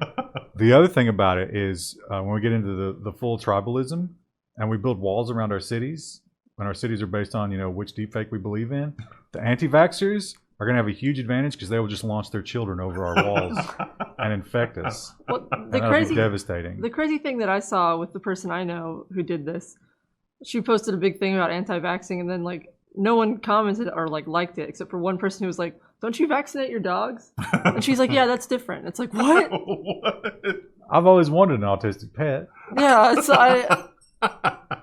I gave the cats catnip for the first time yesterday. Did they enjoy it? They definitely reacted to it. They say some cats don't. I was worried I might have cats that couldn't get high, but they definitely. Toast went over and sniffed it, and then like just started freaking out and laid down on it and rolled. Oh. And then Crouton came over, and it was all stuck to Toast at that point, and he was trying to like snort it off of Toast, And then they had a 15-minute battle, like full energy. So I don't know what it usually does to cats, but mine just want to play fight after they get hopped up. That might be a good way to like tire them out before bed. Oh yeah, there was so after the play fight, they just sort of like went to their separate corners and zoned out for another 10, 15 minutes. Oh. Just sat there with their mouths open. You should plant some in your garden. Oh, it's pretty cheap. We'll see you Friday for nonsense. Hello. Today is June 21st. It's Friday, and we're here for nonsense. No robots this week, though. Social. Yeah. Mike. Social. Security. And nonsense. Woo. And of course, social usually means all Facebook. Although this week, 2 non-Facebook stories. Ooh. Oh, I'll get hyped for that. But first, Facebook stories. Facebook collected device data on 187,000 users for using banned snooping app. Now, we've covered the snooping app before. This number's a bit higher than I expected. Just a bit. Now, I think let's put these together because I think this is the same story, right? Yes. Because what they've done now, this is the old. It was what was the name of the Nuvo or Ovum or what's the name of that VPN thing? Yeah, I don't remember. They had that VPN thing, and that same technology they used to spy on the teens in exchange for gift cards, and they got in trouble, and Apple and Google revoked their root certificates, and da da da da. Now it's back, and this time it's called Study. Facebook's new study app pays adults for data after teen scandal. So it's less sketchy this time. That's the subtitle. Lol. Anavu was the name of the thing. Lol. I said ovum. Oh. So this is the thing that's the 180,000. So now the previous version had that many users, which seems insane. Are you sure it's not including this? Pretty sure. So they are now. It's the same thing. But they're just not targeting teens. So it's back. You, once again, have to give it permission for everything. Not on iOS this time, though. Because Apple's not going to let you agree to that. I guess. So Facebook and one of these articles, I think it was the TechCrunch article, pointed out, it's like, during a time when Facebook is under the gun from the Department of Justice and fighting for this whole privacy first nonsense, campaign, is this really? Hear, hear, good sir. And another front where Facebook is maybe not breaking new ground, but doing it more flagrantly than anyone else is cryptocurrency. Facebook's new cryptocurrency, Libra, gets big backers. Visa, MasterCard, PayPal, and Uber are among the first firms that are going to invest $10 million each in this consortium that's going to give them this cryptocurrency. So yeah, Facebook wants it to be easy to send your friends money. And this isn't the first time that they've tried to do this. They sort of see the writing on the wall, and they want to be able to send money easily, but also they want it to be easy, like when you go to pay for your coffee or go to do checkout or anything like that, they want it to be basically seamless. But that data is hugely valuable, and that's what Facebook is after. Now, they are going to be somewhat hands-off once they create this. So they're kind of maybe giving a little lip service to the whole Bitcoin idea of decentralization. But make no mistake, this is a Facebook cryptocurrency. There's a certain amount of irony here, too, because one of the reasons that cryptocurrency has taken off as much as it has is because people are trying to get away from the stranglehold of Visa, MasterCard, and PayPal because they charge a lot. It's a percentage and a flat rate per transaction. It's a lot. Another thing they're going to do is they're using a basket of foreign currencies to weight this thing so that if something happens like, I don't know, riots in Hong Kong or a trade war between the U.S. and China, it shouldn't waver as much as Bitcoin does. First world, that's not even first world, it's like problems of the super rich. Like what problems do the 1,000 wealthiest people on earth have? Because those are not recognizable to anybody else. Trying to hide what they're doing from the plebs so they stay away from the guillotines. I'd say that's the number one. Not getting caught for using illegal immigrants while also lobbying against immigration. Part of me wonders if that's what happened with Bill Gates. Like, you know, he got all the money and then they brought him in, or like, you know, he went to like the secret estate with the Rothschilds or something, and then he was like, oh no, oh no. I love those pictures of Bill Gates waiting in line for things because it really is humanizing. I mean, I don't know if that's a PR stunt or whatever, but I like seeing it. Another problem that Facebook might have are these internal emails that have come out because they were discussing privacy and worries about privacy. Level 1 said these existed a long time ago, and now we've got the proof. Facebook worries that emails could show Zuckerberg knew of questionable privacy practices. This is going to be amazing if Congress gets a hold of this, combined with Congress's inability to understand technology. They're probably just like, give it the corporate death penalty. Yeah, and they want some of those sweet Facebook fine money. And with these new elections, I think the Democrats are racing to see who can show that they're toughest on tech.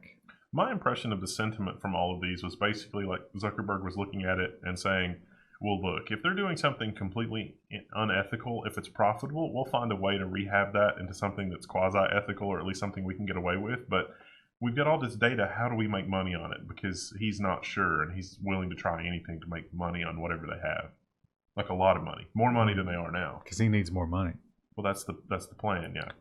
We talked about the deepfakes, and like I said, I don't think it was the Pelosi video that sparked the wave of fear that's running through the powers that be. I think it was this one.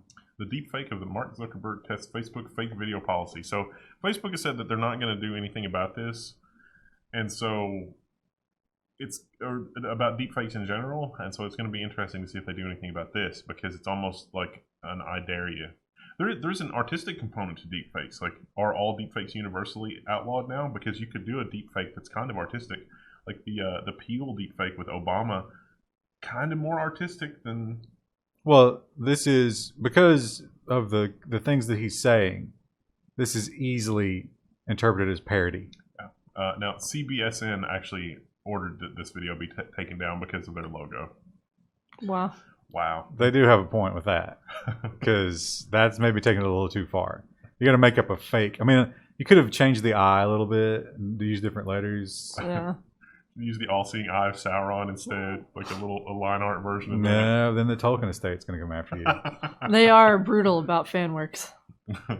Now we have Gab, which is the Twitter where you're allowed to be a white nationalist, and I don't know how successful that is. I don't see a lot of people referencing it. But we also have, people are saying that we need to get away from Twitter because Twitter is censoring and they don't like that. And again, the fake news tribes, Twitter will be a fake news tribe for sure. It's like people who just believe what's on Twitter. But Jordan Peterson, hero to the incels, has brought about his own solution. He's announcing a free speech platform, ThinkSpot. Now, this one I missed. Not much to it.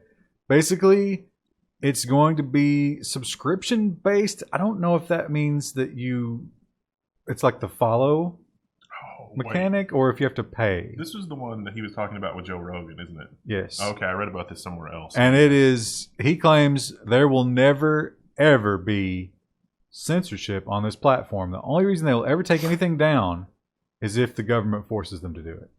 Oh, he's going to regret that. He doesn't know the depths. He's never moderated a forum.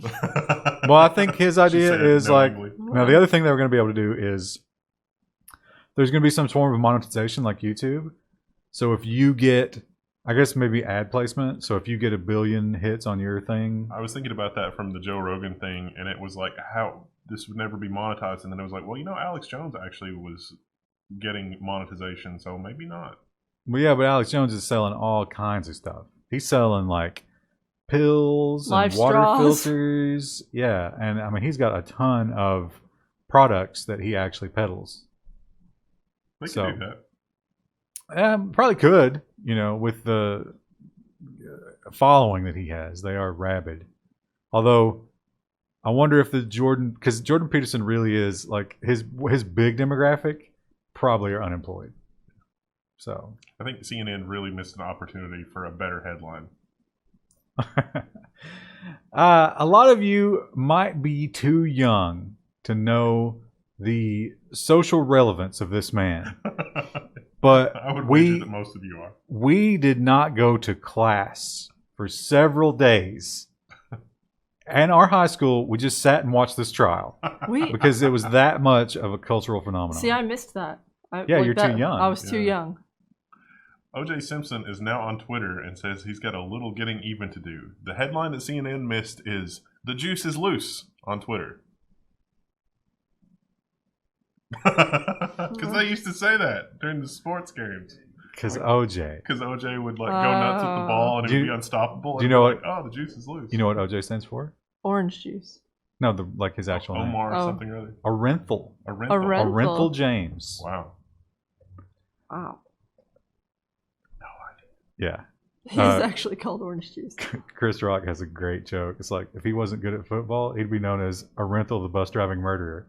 Or if he was a bus driver instead of a football player. So he's getting on Twitter. 71 years old. Wow. He's been in prison. He's actually out on out on parole because he was involved in stealing his memorabilia back. Yeah. So think about this. You dodge a bullet on a double murder. And I mean, the evidence was real good. Real good. And then somebody takes your memorabilia while you're dealing with all that, and they're selling it like on, some eBay or something. I think it was, something like that.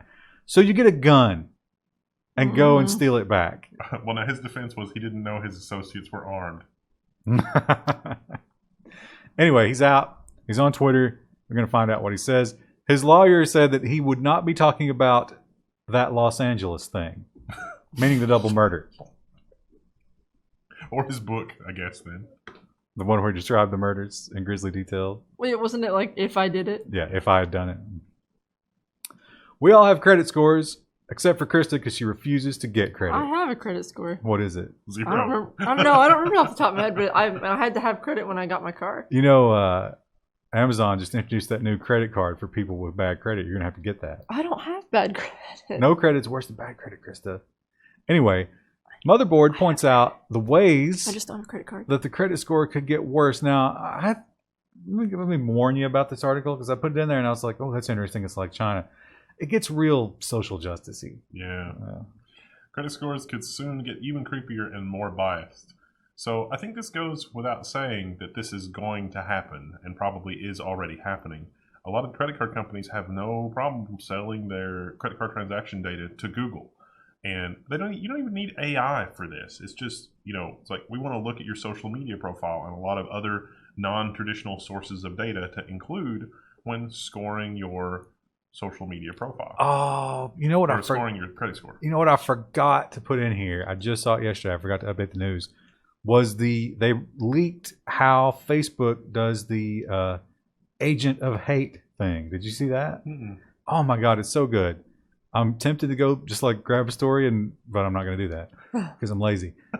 But somebody leaked the algorithm of how Facebook will link you to hate. So if you have, for example, let's say that Jordan Peterson is on the agent of hate list, because he might be, like realistically, he's in that, he's lumped into that, even though he's not, or at least I don't think he is. If you spotted him at a Starbucks and you were like, oh my God, Jordan Peterson, let me get a selfie, Facebook will recognize him in your picture, and because you're in a picture with an agent of hate, you get a hate point. Wow. If you like a tweet for like Tommy Robinson, the UK guy, hate point. Wow. If you get too many hate points, you become an agent of hate. And then you can poison all the people who interact with you. Wow. Yeah. How do you get rid of the points? Like, do you have to like certain people?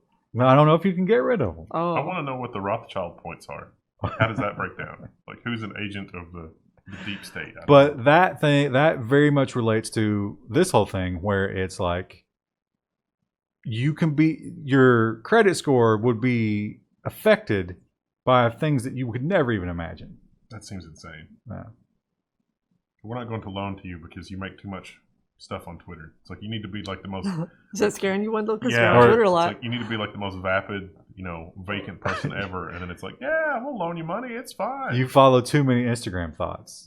So we're not going to loan you money to pay for your wedding because we don't think it'll last. Wait, people do take out wedding loans. I thought you were going somewhere else with that, which is we're not going to loan you money because you're just going to give it away to the thoughts. Yeah. Too many Twitch donations. We know a few people that would negatively impact. We do. Now, this story is not unique.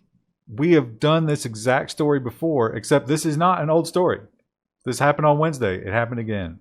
Popular soccer app spied on fans through phone microphone to catch bars pirating the game streams. So these people saw the story from last year or the year before and were like, that's a great idea.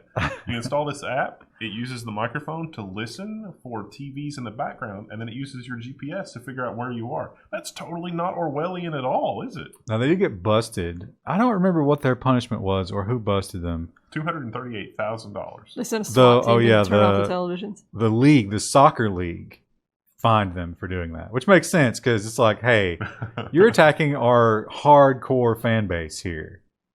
No, you have to get a license to run the show in a bar. That's how that works. You got to get a performance license. You got a license for that, mate? Because, the law is messed up. Yeah. So, but, you're shooting yourself in the foot, right?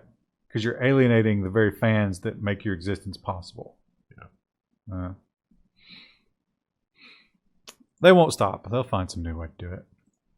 We've talked about Rowhammer and this ingenious way that I'm like, who sits around and says, you know what? I bet if we do this like 10 million times, we can make it do what we want. And it's just amazing how they come up with these things, and then it just gets worse. RAMBleed is a Rowhammer attack now that can steal data, not just alter it. So they were able to recover a 2 kilobit private encryption key by doing a Rowhammer style attack to manipulate the machine into doing what they wanted.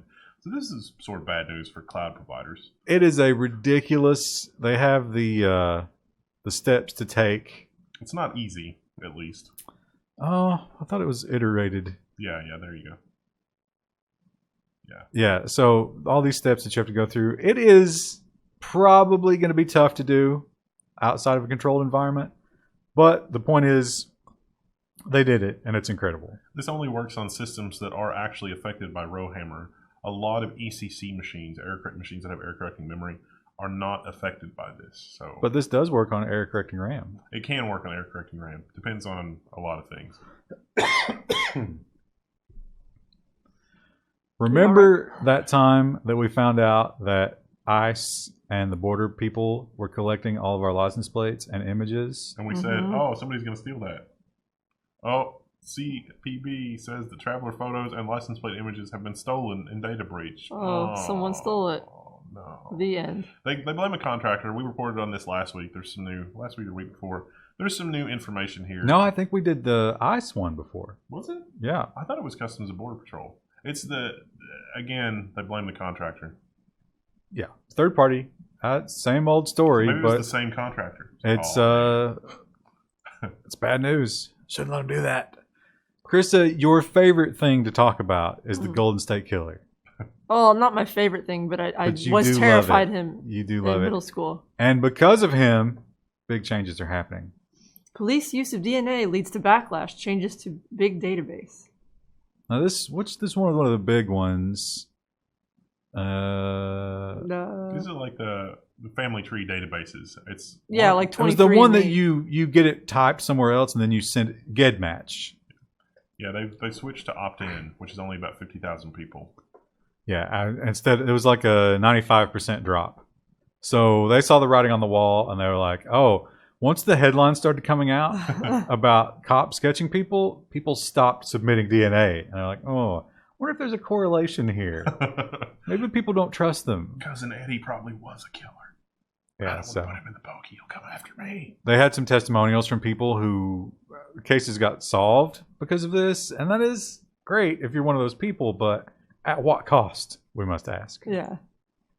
I don't think I would be submitting any DNA. Well, how long No. until they start doing DNA of like gum on sidewalks in cities, and they're like, "Oh yeah, It's a matter of weeks, lowering the price, right? Because how much does it cost right now to type DNA? like $600, probably not even." I would say it's less than that. Well, for the 23andMe kits, those aren't that expensive at Yeah, all. They're like $100, I think. well, that's Yeah. volume. You know, they're doing a lot. So also those, I think they cut corners because they say that. Remember that somebody tested and did every service and got slightly different answers from all of them. Yeah. But when it gets down to like 15 apiece, which what do you think, like 5 years? Yeah. You know, they'll just be DNA test, just whatever, anything we can find. They'll probably have street sweepers that go and just dump everything into a giant DNA testing vat. Crime scene cleanup is like, "Oh, we fined you $300 because you were in an accident and bled all over the pavement." SIM swapping is a terrifying reality. This is an attack that you cannot guard against. There's literally nothing you can do to stop this. And for whatever reason, this last week, A wave of SIM swapping attacks hits U.S. cryptocurrency users, so you're going to need to use an app instead of text messages to secure your crypto wallets because people can steal your phone numbers real easy.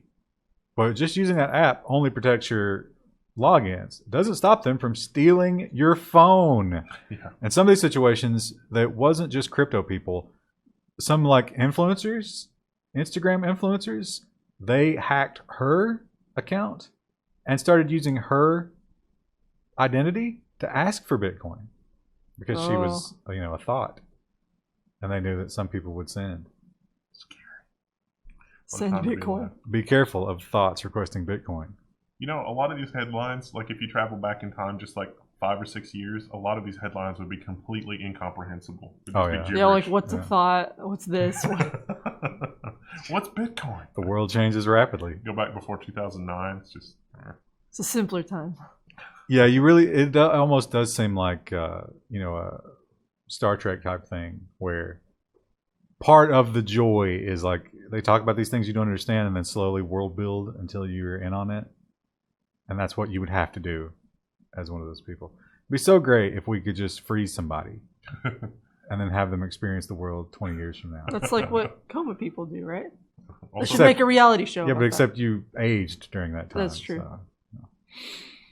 Remember the RDP security flaw that we talked about last week? oh yeah. And we talked about, don't worry, they've released a patch and they've announced to everybody, hey, you need to update. Well, the other side to that blade of telling everybody is that you tell the bad people and they work quickly.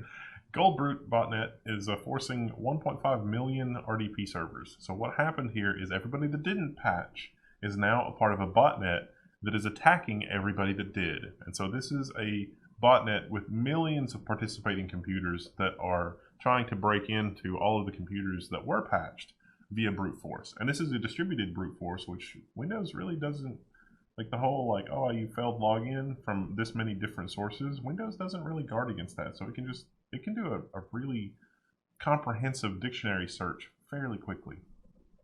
So you probably need a firewall. Windows Server on the internet without a firewall, it seems like a bad idea. This is another one of those stories where if you just read the headline and you're saying, we already did this story. Nope. Why did you put the story in? Because we already did it. No, it happened again. For 2 hours, a large chunk of European mobile traffic was rerouted through China. Now, the telecom responsible for this said that it was human error. Somebody inside their data center did this, but at some point, you got to wonder. This is the border gateway problem, and it's the same border gateway problem. And so was it Huawei? I think Huawei was involved here, right? Yeah. Or no, it was China Telecom. China Telecom. So China Telecom, the same exact thing happened, and it was like, okay, China Telecom. That was accidental. It happened again exactly the way it happened last time when we told you that don't do this again. And they're like, oh, yeah, listen, your border gateway problem, right? Not us. But it's like the moment you noticed it, you started routing all the traffic through China. The crazy thing about this is that it doesn't really break anything. It just causes the traffic to be routed through China where it can be observed. Yeah, where they're taking a look at it, Yeah. taking a little peek, and probably making a copy. So if you did a little Target shopping, Christy, you love Target. I do love Target. I never go to Target. Well, it's kind of out of the way here. Like, you have to drive to a city Give to us get to a Target. 2 good reasons to go to Target when it's so out of the way. Their home goods section and their clothes. Not convinced. What if you went to Target and this happened to you? Target stores had hours-long register outrage nationwide. Outage. Well, I'm What sure, did I I'm say? sure there was some outrage too. Oh, I said outrage. I'm so tired today. Outage nationwide. 2 hours. The poor white girls going to get their Target on this weekend. What if they were trying to do like their DIY, shiplap and clean aesthetic in their new house, doing a weekend warrior project, and they didn't get to buy any of their stuff? Probably a lot of broken-hearted thoughts during this time. Yeah. Well, I don't They got it back online. I don't think they ever said what exactly happened. It was just some sort of internal... They did say it was not a security incident, but it was some sort of internal screw-up. Now, if memory serves, I think Target... they had the data breach a while back, right? Like 2 years ago. Well, they're doing the cloud thing through Google, I think, but maybe they're migrating to Amazon. I don't know. Engagement challenge, what's going on with because Target was like, let's move to the cloud, but this kind of an outage would seem to underscore vulnerability in their deployment. Yeah. Did they do registers on the cloud, though? Yeah, I think so. That seems a bad decision. Obviously some of it is local, but if this kind of an outage is nationwide, that's a problem. It's an architectural problem. Not very often we talk about big Linux security flaws, but we've got one this week. This isn't... Okay, so the Linux command line editors are vulnerable to a high-severity bug. So the thing is, like, with Vim, at the end of the file, you can have a line that has a comment that has preferences for like how you want Vim to deal with that file. And there's a command that you can put down there that will run a command outside a sandbox. And that's the vulnerability. And it's like, I thought that was a feature. And I also talk about like phishing type attacks and clicking on this. So do a lot of distros open Vim by default? I'm pretty sure if somebody sends me a text file, I'm going to less it before I open it in Vim anyway. So, but also click, like, did the graphical interface open into Vim ever? No. Well, I mean, you can set it up that way, but no. But if you know how to set it up that way, or how likely are you getting phished? Yeah, it seems like this is a lot of things that have to line up perfectly. Although it is one of those rare instances where it is possible to weaponize a text file. So, neat. Even the stock photo on this doesn't seem quite right. Because look, it's like the target's on Linux, but it's missed him. Well, it's targeting the text editor, Krista. Miss me with that, says Linux, with his weird messed up smile. Looks like it's targeting the boot screen to me. His beak's wrong. If it's a real beak, it wouldn't look like that. Remember Celebrite? The unlocked phone people. Now, so Celebrite had their first. Was Stingray their thing? I don't think that was Celebrite. I think that was the Gray Key people. That's Celebrite. Oh, okay. So yeah, they had Stingray, and then iOS went encrypted, and then they went Gray Key, and then iOS said they defeated that, and now they're back with a new announcement. They say it can unlock any iPhone for cops. Any iPhone. And not just iPhone. They've added several Android phones into this. Samsung, I know, was part of it. I think LG. But the weirdest thing, iOS and high-end, and all iOS and Huawei, LG, Xiaomi, iOS 7, Samsung. So yeah, they're saying, not only are they saying this, but the crazy thing here is press release. Because in the past, number one rule about Celebrite, You don't talk about Celebrite. Oh, Gray Key's from the Atlanta-based company Gray Shift, according to that. Oh, okay. But I think Stingray was Celebrite. I don't know. It seems like because Apple has so much money, like Apple has more money than most people can comprehend, why not just buy them? Like, buy the engineers and then put them to work on the other side securing the phones. It's like, how much money are you going to make selling these? Like, $100 million in your lifetime? It's an Israeli company, and I got a feeling it's like it's mostly just Mossad, government funded. And that would be a little more difficult. They're not really looking for your money. Anyway, police agencies will be able to get that and hack your phone, so beware. At least until next week. If you're going to do crime, don't take your phone. Get a flip phone. If they even sell those anymore. New York Times is not even going to let us see a headline, but that's okay because we've got the title bar. In stores, secret Bluetooth surveillance tracks your every move. The New York Times was a little late to the party here. Stores have been doing this since like 2007. We did a story about this. Not only did we do a story about this, I talked about at that story about how that's not news and has been a thing for about a decade now. Well, they used to use the high frequency tones, and then they got into the Bluetooth.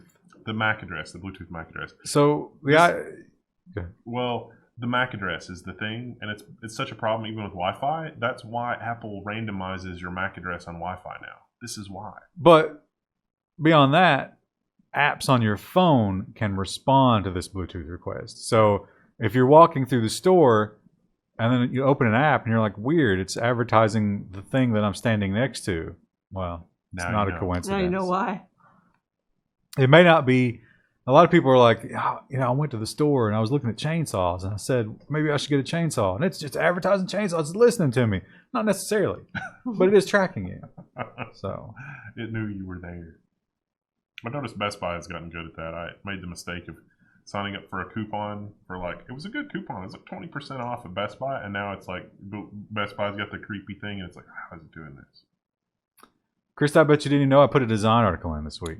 I didn't even see this. I heard that it was supposed to be announced this week, but I didn't see the story come out. Judge it. Mozilla debuts its new Firefox logos. Well, I need to see the full. Let me see all the collateral. Oh, okay. It's System 2. Here you go. There you go. It's fine. It's funny that the Fox head is only gone. for the browser. No, it's for the browser. And then the overall Firefox. Just the tail. No Fox head. I don't know if I like that part. I don't like these. Those look like stock icons. They just put a gradient over. Now they had these. System 2 I liked better. These are the alternatives that they had. Yeah. I think the filled in icon makes more sense. Maybe. Mm-hmm. Yeah. I don't know though. I think that maybe the thinner ones are a little easier to read, which is what you need in an icon. So they're more functional, which is the I definitely important like part. System 2 for that reason. Yeah. Well, that's the one they went with. Yeah, probably for legibility. Is it? This is System 2. Yeah. Oh, okay. For legibility reasons. Looks like they filled this little circle in with blue. Yeah, that was from System 1. That icon is literally from System 1. That's the issue with when you present stuff to a client. You say, okay, I did 2 different logos. Pick one. And they're like, okay, I want to use part of this one and then part of this one. It's like, well, no. And then they're like, no. I want to use part of this one and part of this one. And then you end up doing another version. Now, Krista, do you feel that this is all of these things? Radical, kind, open, and opinionated. Blah. I hate it when people try to do too much in a brief. It's like, just don't try to overly conceptualize something like a logo. Anyway. We need to get you started going on the design blog and stuff. So when you say let's not do this because it's dumb, we can just beat them about the head and face. I understand. Sometimes you have to sell the client. It could be that Firefox is such that they like that kind of stuff and that's how you sell it to them. But if you have a client who's more down to earth, you don't need to do all the marketing jargon to them. It doesn't make sense. Anyway. On to the nonsense section for those of you who've been waiting patiently for the nonsense. And our first story has nothing to do with technology, but it is hilarious. Kentucky horse-drawn carriage driver charged after driving into car while under the influence. How would you describe his facial expression? smug, satisfied. Still His drunk. hair is just like mess me up, fam. I think. Well, you know he's wearing a hat. The charges Yeah. were a little excessive. They charged him with criminal mischief and operating a non-motor vehicle while under the influence, which is okay. Yeah. But he didn't stop, right? I don't know. Didn't they have to pull him over? What was his name too? He had like the very typically Amish name. I think. Oh yeah, it's very Reuben Yoder. Yeah.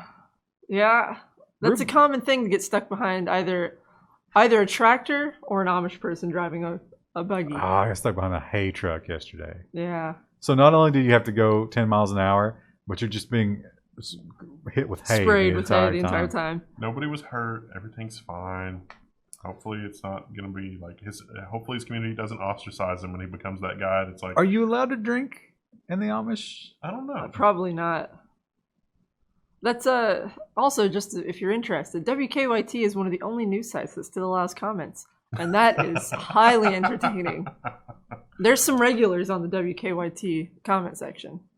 Tanya the Bird Lady, she's a moderator. I should tell you. Oh, they let randos moderate? They do. It's a curious world on WKYT. This new internet thing is sort of interesting and different. Those are people with nothing else to do. We should redo their website. Well, I think it's a third-party service, like someone who just does news sites who does theirs. You if could ask for it, but you hear all these stories and you think to yourself, just end it. This is enough. There's nowhere to go but down. Let's just get it over with. We've got some good news for you. Yeah. Earth is approaching the same meteor swarm that may have caused an entire forest to explode in 1908. No, Caitlin, that was Nikola Tesla. I'm sorry, you're wrong. The Tunguska explosion of 1908. Yeah, that was Nikola Tesla. They here's a nice little. I believe this is from TIE Fighter, the old PC game.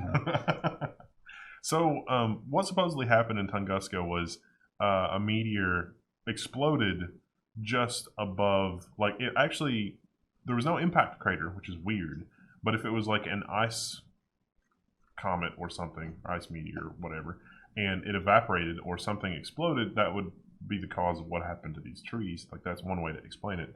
But we don't really have a really good understanding of what happened at Tunguska in 1908. Some people say it was Nikola Tesla. I don't think it was actually Nikola Tesla. Here's the thing about it. We're not even getting that close to this thing. We're just getting close enough to see it. Now, I guess if one strays off, maybe, but probably a little bit of clickbait in that article. You know, just not to be scared. If we had a little bit of meteor dust in the atmosphere to lower global temperatures, that wouldn't be that bad. Oh, the caldera is going to take care of that.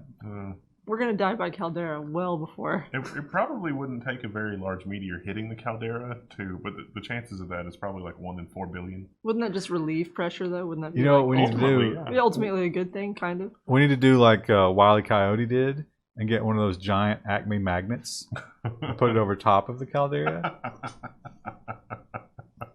Speaking of completely absurd things, let's talk about Elon Musk. Just the absolute... The layout of this page, too. The gullibility of you people. When will it end? Elon Musk says Tesla is working on a James Bond-style submarine car, which is based on the Lotus E-Spirit design from The Spy Who Loved Me. It's just, who is the market for this? I guess, like, the Department of Defense, but if you actually have a contract, you wouldn't be talking about it to news outlets. So it's like you're just doing this for clickbait. The Department of Defense doesn't need passenger cars that turn into submarines. Exactly. It's just like, why? Yeah, he did mention in this that it would be a very small audience, but they would be a passionate audience. Pretty sure MI6 doesn't even need cars that will turn into submarines. The spies don't even need them. Now, he admitted that he was very enamored with that movie, and actually, because has more money than sense, bought one of those Lotuses for $1 million. Wish he would sponsor Level 1 for $1 million. That would be amazing. Well, we're fairly critical of him. What a strange... It's like, the company's hemorrhaging money, sir. What should we do? He's like, continue work on the submarine car. I don't think they're really working on it. I think he just needs that hot attention injection.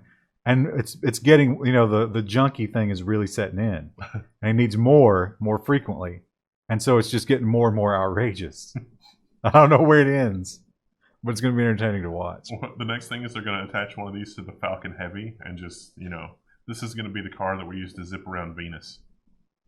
Why not? I'm sure the Lotus is perfectly airtight. Yeah. And safe in those temperatures. And you can maneuver it while wearing the SpaceX spacesuit. Just all kinds of things. Now, a lot of people criticize our return to the moon because we've been there before. According to some people, we haven't, but I think we probably have. And what is up there that we want? And the answer might be a giant hunk of nickel and iron.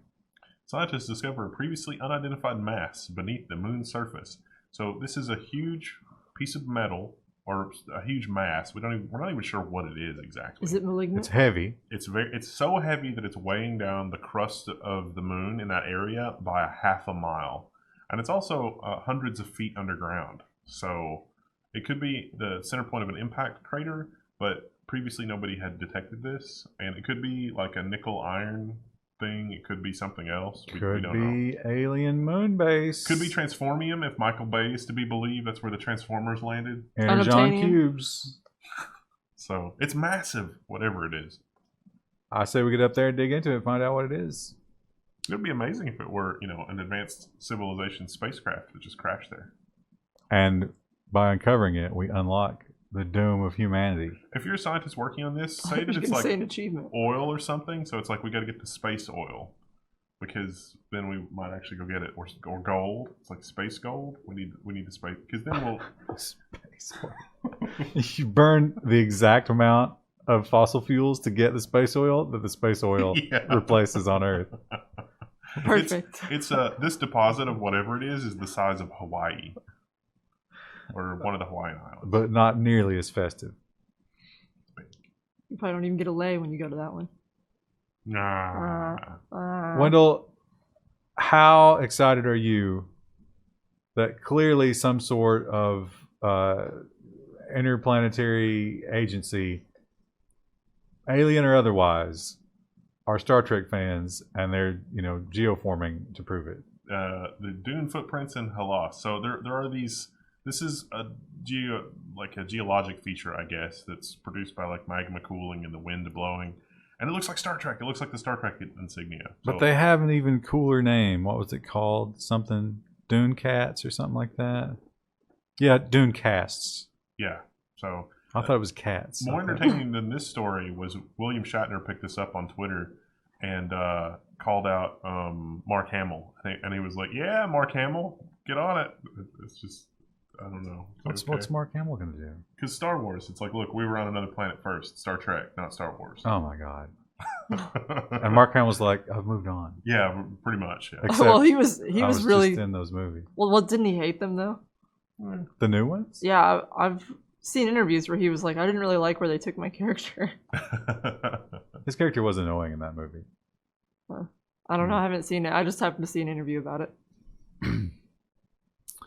We've talked about hate speech and social media and stuff like that, and it does seem like the hysteria is reaching a fevered pitch, but I think it could go much further. Every time you think it's as bad as it's going to get, they move the bar, and this is definitely one of such movements. High school is not handing out yearbooks over concerns of a hate symbol in some photos. So this is the OK symbol. They're talking about the OK symbol. Oh, was this the thing where obviously it's the OK symbol, but are they doing it to Chris, break don't do it.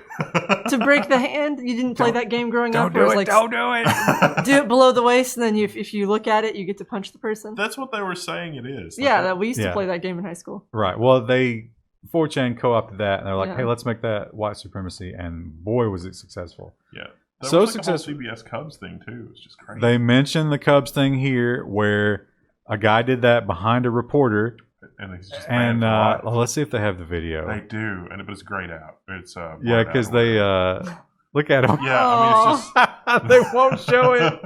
It's funny that they picked that symbol to steal, because it was such an innocent game. I mean, you hit someone, I guess, if they looked at it, but is it really white supremacy if you're not it's like there's a whole other level here. It's meta. Well, the one guy, the shooter, he did that in his custody photo. And really reinforced. But he was the one that put all the memes in his manifesto. So he knew what he was doing. That's like the highest level troll. Oh like my the God. worst. Yeah, like willing to throw his entire life away and the lives of other people to troll. But What a horrible person. so successful. So it's shocking. Anyway, they're going to reprint the entire yearbook. And you know how you At get great cost to the school district. you know how you get your yearbook signed by everybody? Well, these kids aren't going to be able to do that because they won't be delivered till after the school year. So they've given them like special pieces of paper. They're like, just get this signed. Oh, come on. Yeah. That's ridiculous. Again, at high cost to the school. That was unnecessary. What do we criticize you often, and I have to say fairly, for being someone who uses your phone while driving. But I don't think you've ever done it for this reason. Driver hits police car while searching on his phone for Saved by the Bell in a particular episode. So he hit a cop car and just kept going. Well, Sideswiped it. he hadn't found the episode yet. Yeah. So they arrested him and dumped his phone. And Surprised that guy's into Saved by the Bell. It was Kevin Bacon, as it turns out. Yeah, a lot of hilarious things about this article. So you got to wonder, how old do you think this guy is? 55? He looks like he's in his 50s. So Saved by the Bell, he would have had to watch that. He was a very lonely 20-something. Yeah, 20-somethings. Maybe he's just discovering it now. That'd be funny. I can't wait to see what the gang gets up to in this episode. Do you Hits think? cop car. Do you think as he was explaining that to the cop, in his mind, the scenario would be like, "Oh, I didn't understand. You're free to go." No, that show was amazing. The people in the UK are advocating for rights, especially the rich people. They're saying, let those plebs have some rights. But sometimes their investments don't quite mesh. UK rights advocate co-owns a firm whose spyware is used to target dissidents. So yeah, this is the Guardian of bringing this article. Jan Appeal, I guess, co-owns an NSO group that licensed Pegasus software to authoritarian regimes. So this is Saudi Arabia, I think was mentioned. Was it Saudi Arabia? As one of the customers. Yeah. It's an Israeli firm built this software that lets you spy on people. You target dissidents, and then it ends up being spyware that then reports back. And her husband, like an investor, venture capitalist, bought the firm, and now she owns a piece of it as the wife. So you think this is a source of marital discontent? No, they asked her about it, and they were like, "How do you reconcile this?" And she was like, "My investments don't have anything to do with my activism." That doesn't make sense. I just compartmentalize my life and just, there's different versions of me that do these things. Basically, yeah. So I guess if they don't do it, somebody else will. I don't think that's a good argument. No. If we don't profit from spying, yeah, I don't think that's it. I have not watched Chernobyl yet. I know, Christy, you have, right? I have, yeah. Wendell, have you seen it? I haven't. Yeah, well, it's a big hit. Can't argue with that. Everybody says it's great, except for the Marxists. Communists of Russia call the Chernobyl ban a call for a Chernobyl ban and a lawsuit against the creators.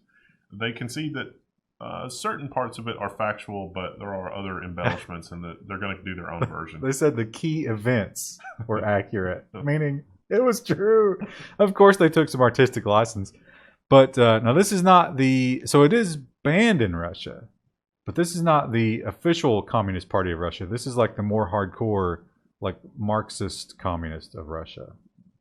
And they are going to sue.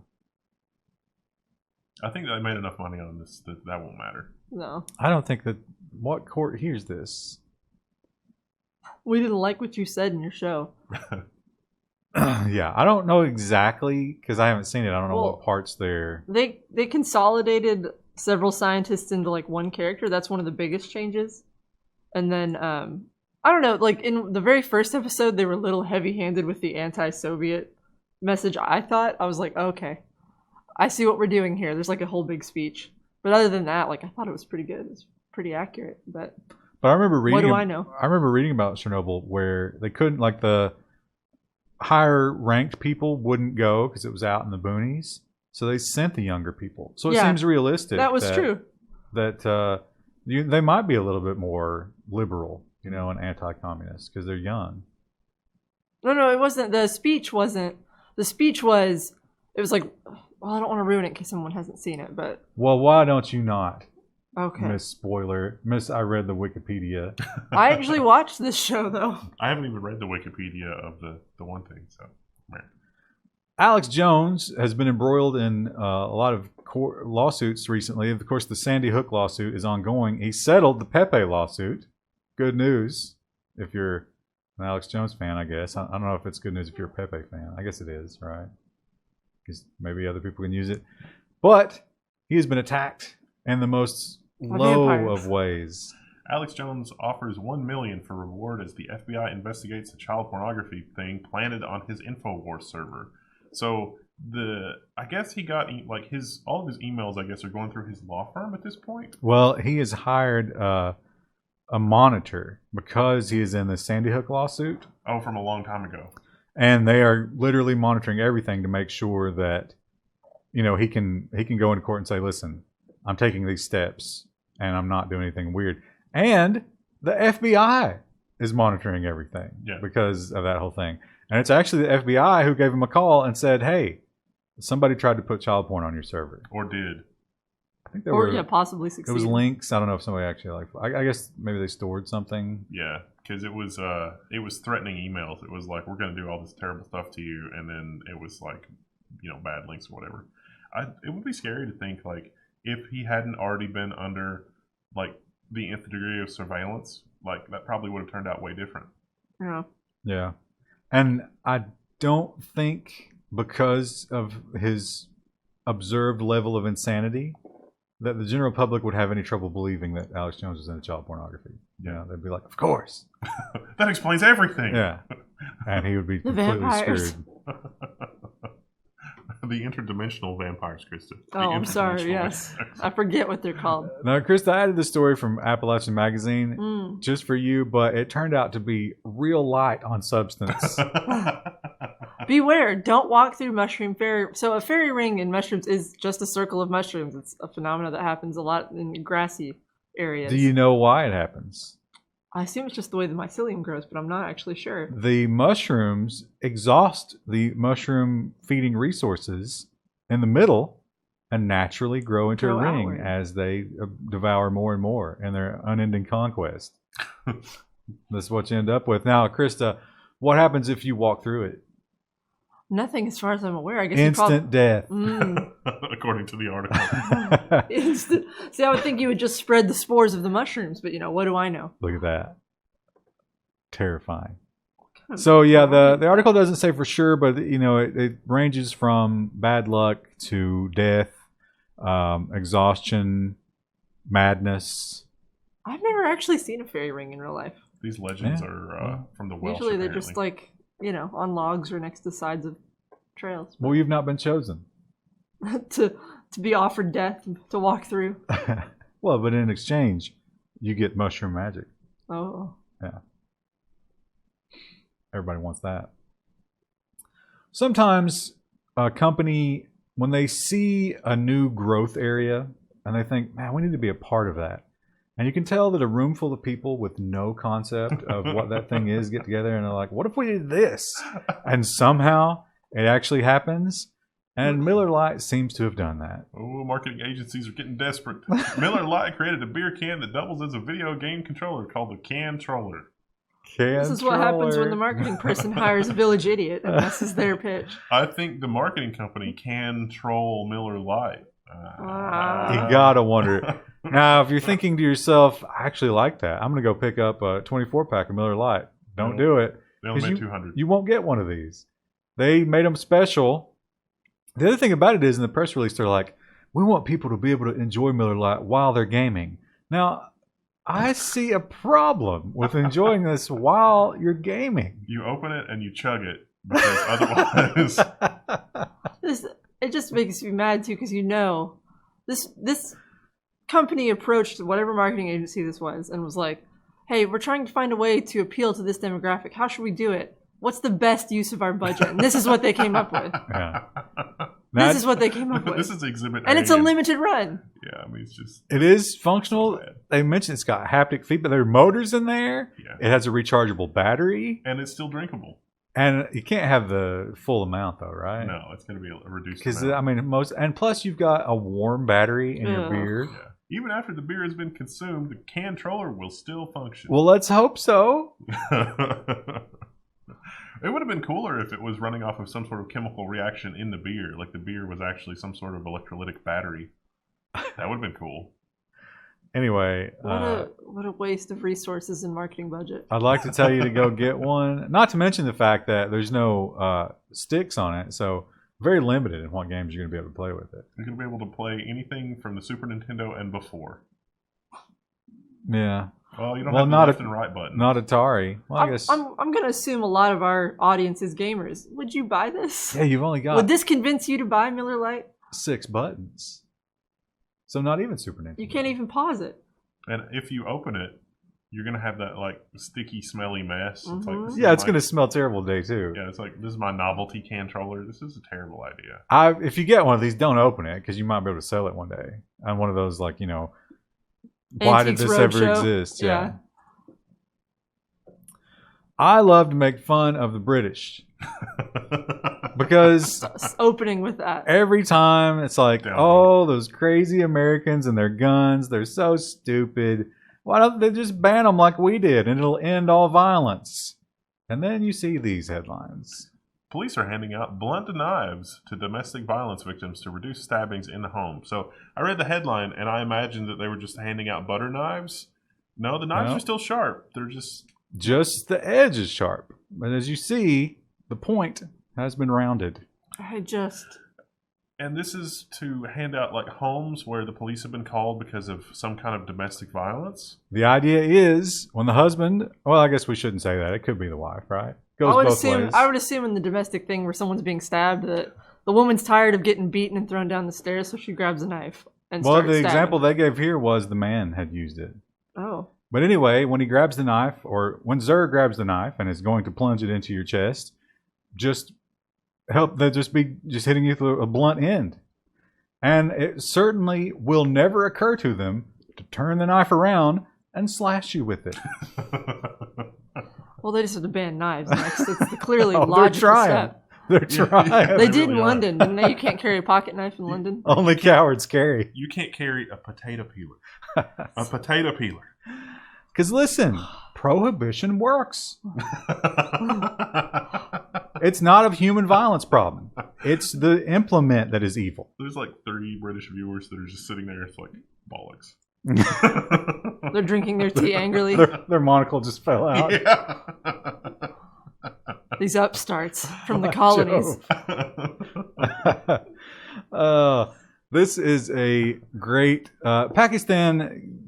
A lot of bad headlines about Pakistan. Seems like they make some weird decisions, especially in the government. But I got to think this was done on purpose. What, you think so? No, I don't think so. I think someone probably bumped a filter with their hand. If it was done on purpose, it was done by a troll. But I'm saying best troll ever. Yeah. Pakistan's Khyber Pakhtunkhwa. You didn't come close, but I don't know how to correct you. Government live streams. Facebook they live streamed on Facebook with the cat filter on. And there's a screenshot of it there. There's several. This guy. Lord. I am okay with this. There is nothing that will make you take the government press conference more seriously than the cat filter. Like when the cat filter comes out, that's like, red blinking lights and the klaxon in the background. It's even above that. This guy, the translation here is he's like desperately trying to tell them that it's on. But of course, they're not reading the comments. Oh, sad. But I would pay more attention to. Imagine C-SPAN if every day it had a different unexpected filter. Well, we have the technology to fix this now with deepfakes. We can make an actual cat. Fix it? This is my favorite story of the week. And it really, I don't want to show you the pictures yet until you've seen the headline. 74-year-old? It's like 74. 94, I think. 94. 84. Japanese grandpa becomes an Instagram influencer after his grandson dresses him. It's a really unfortunate social media link placement. So the grandson is obviously one of these Japanese guys who's like rich and really into high fashion, right?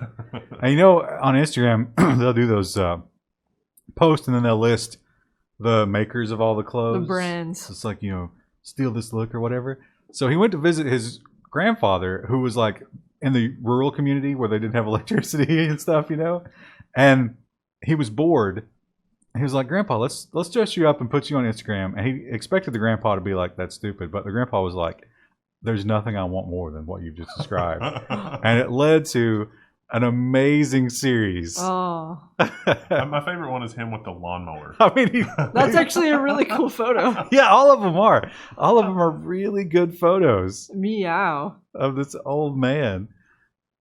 He's vaping.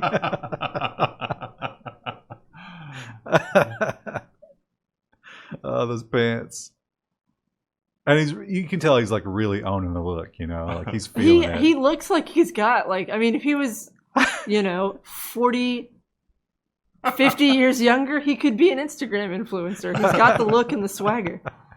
Do people still say swagger? This is my favorite one. Like, look, let's unpack this. No, let's unpack this because it's like he's got the lawnmower. It's a plow. Or a plow or whatever it is, but it's motorized, obviously. He's got what are those, the neck weights or something? And then he's got some kind of collar thing on. I think those are dice on a necklace. I mean, it's just, there's so much to unpack there. Yeah. He's a gangster, but he also plows the field, you know what I'm saying? It's not just, whoever's putting these pictures together is like... Well, I think the grandson did this with himself. So he knows how to do all that stuff. But yeah. So this guy's got a ton of followers now, and people are just waiting. And I wouldn't mind looking at more of these. Yeah. They're very entertaining. All right. Unlike this program, which has come to an end. It is at an end. Oh, I'm spent. Slightly different audio setup this week. So should be massively different. We don't know. If it's still bad at the end of this week, we're just going to give up. I'll let you in on a secret, and that is we actually did use that filter with the old board. And people complained. Well, see, in the past, people have complained when there was no reason for it. But these last few weeks have been bad. Yeah. So we'll see.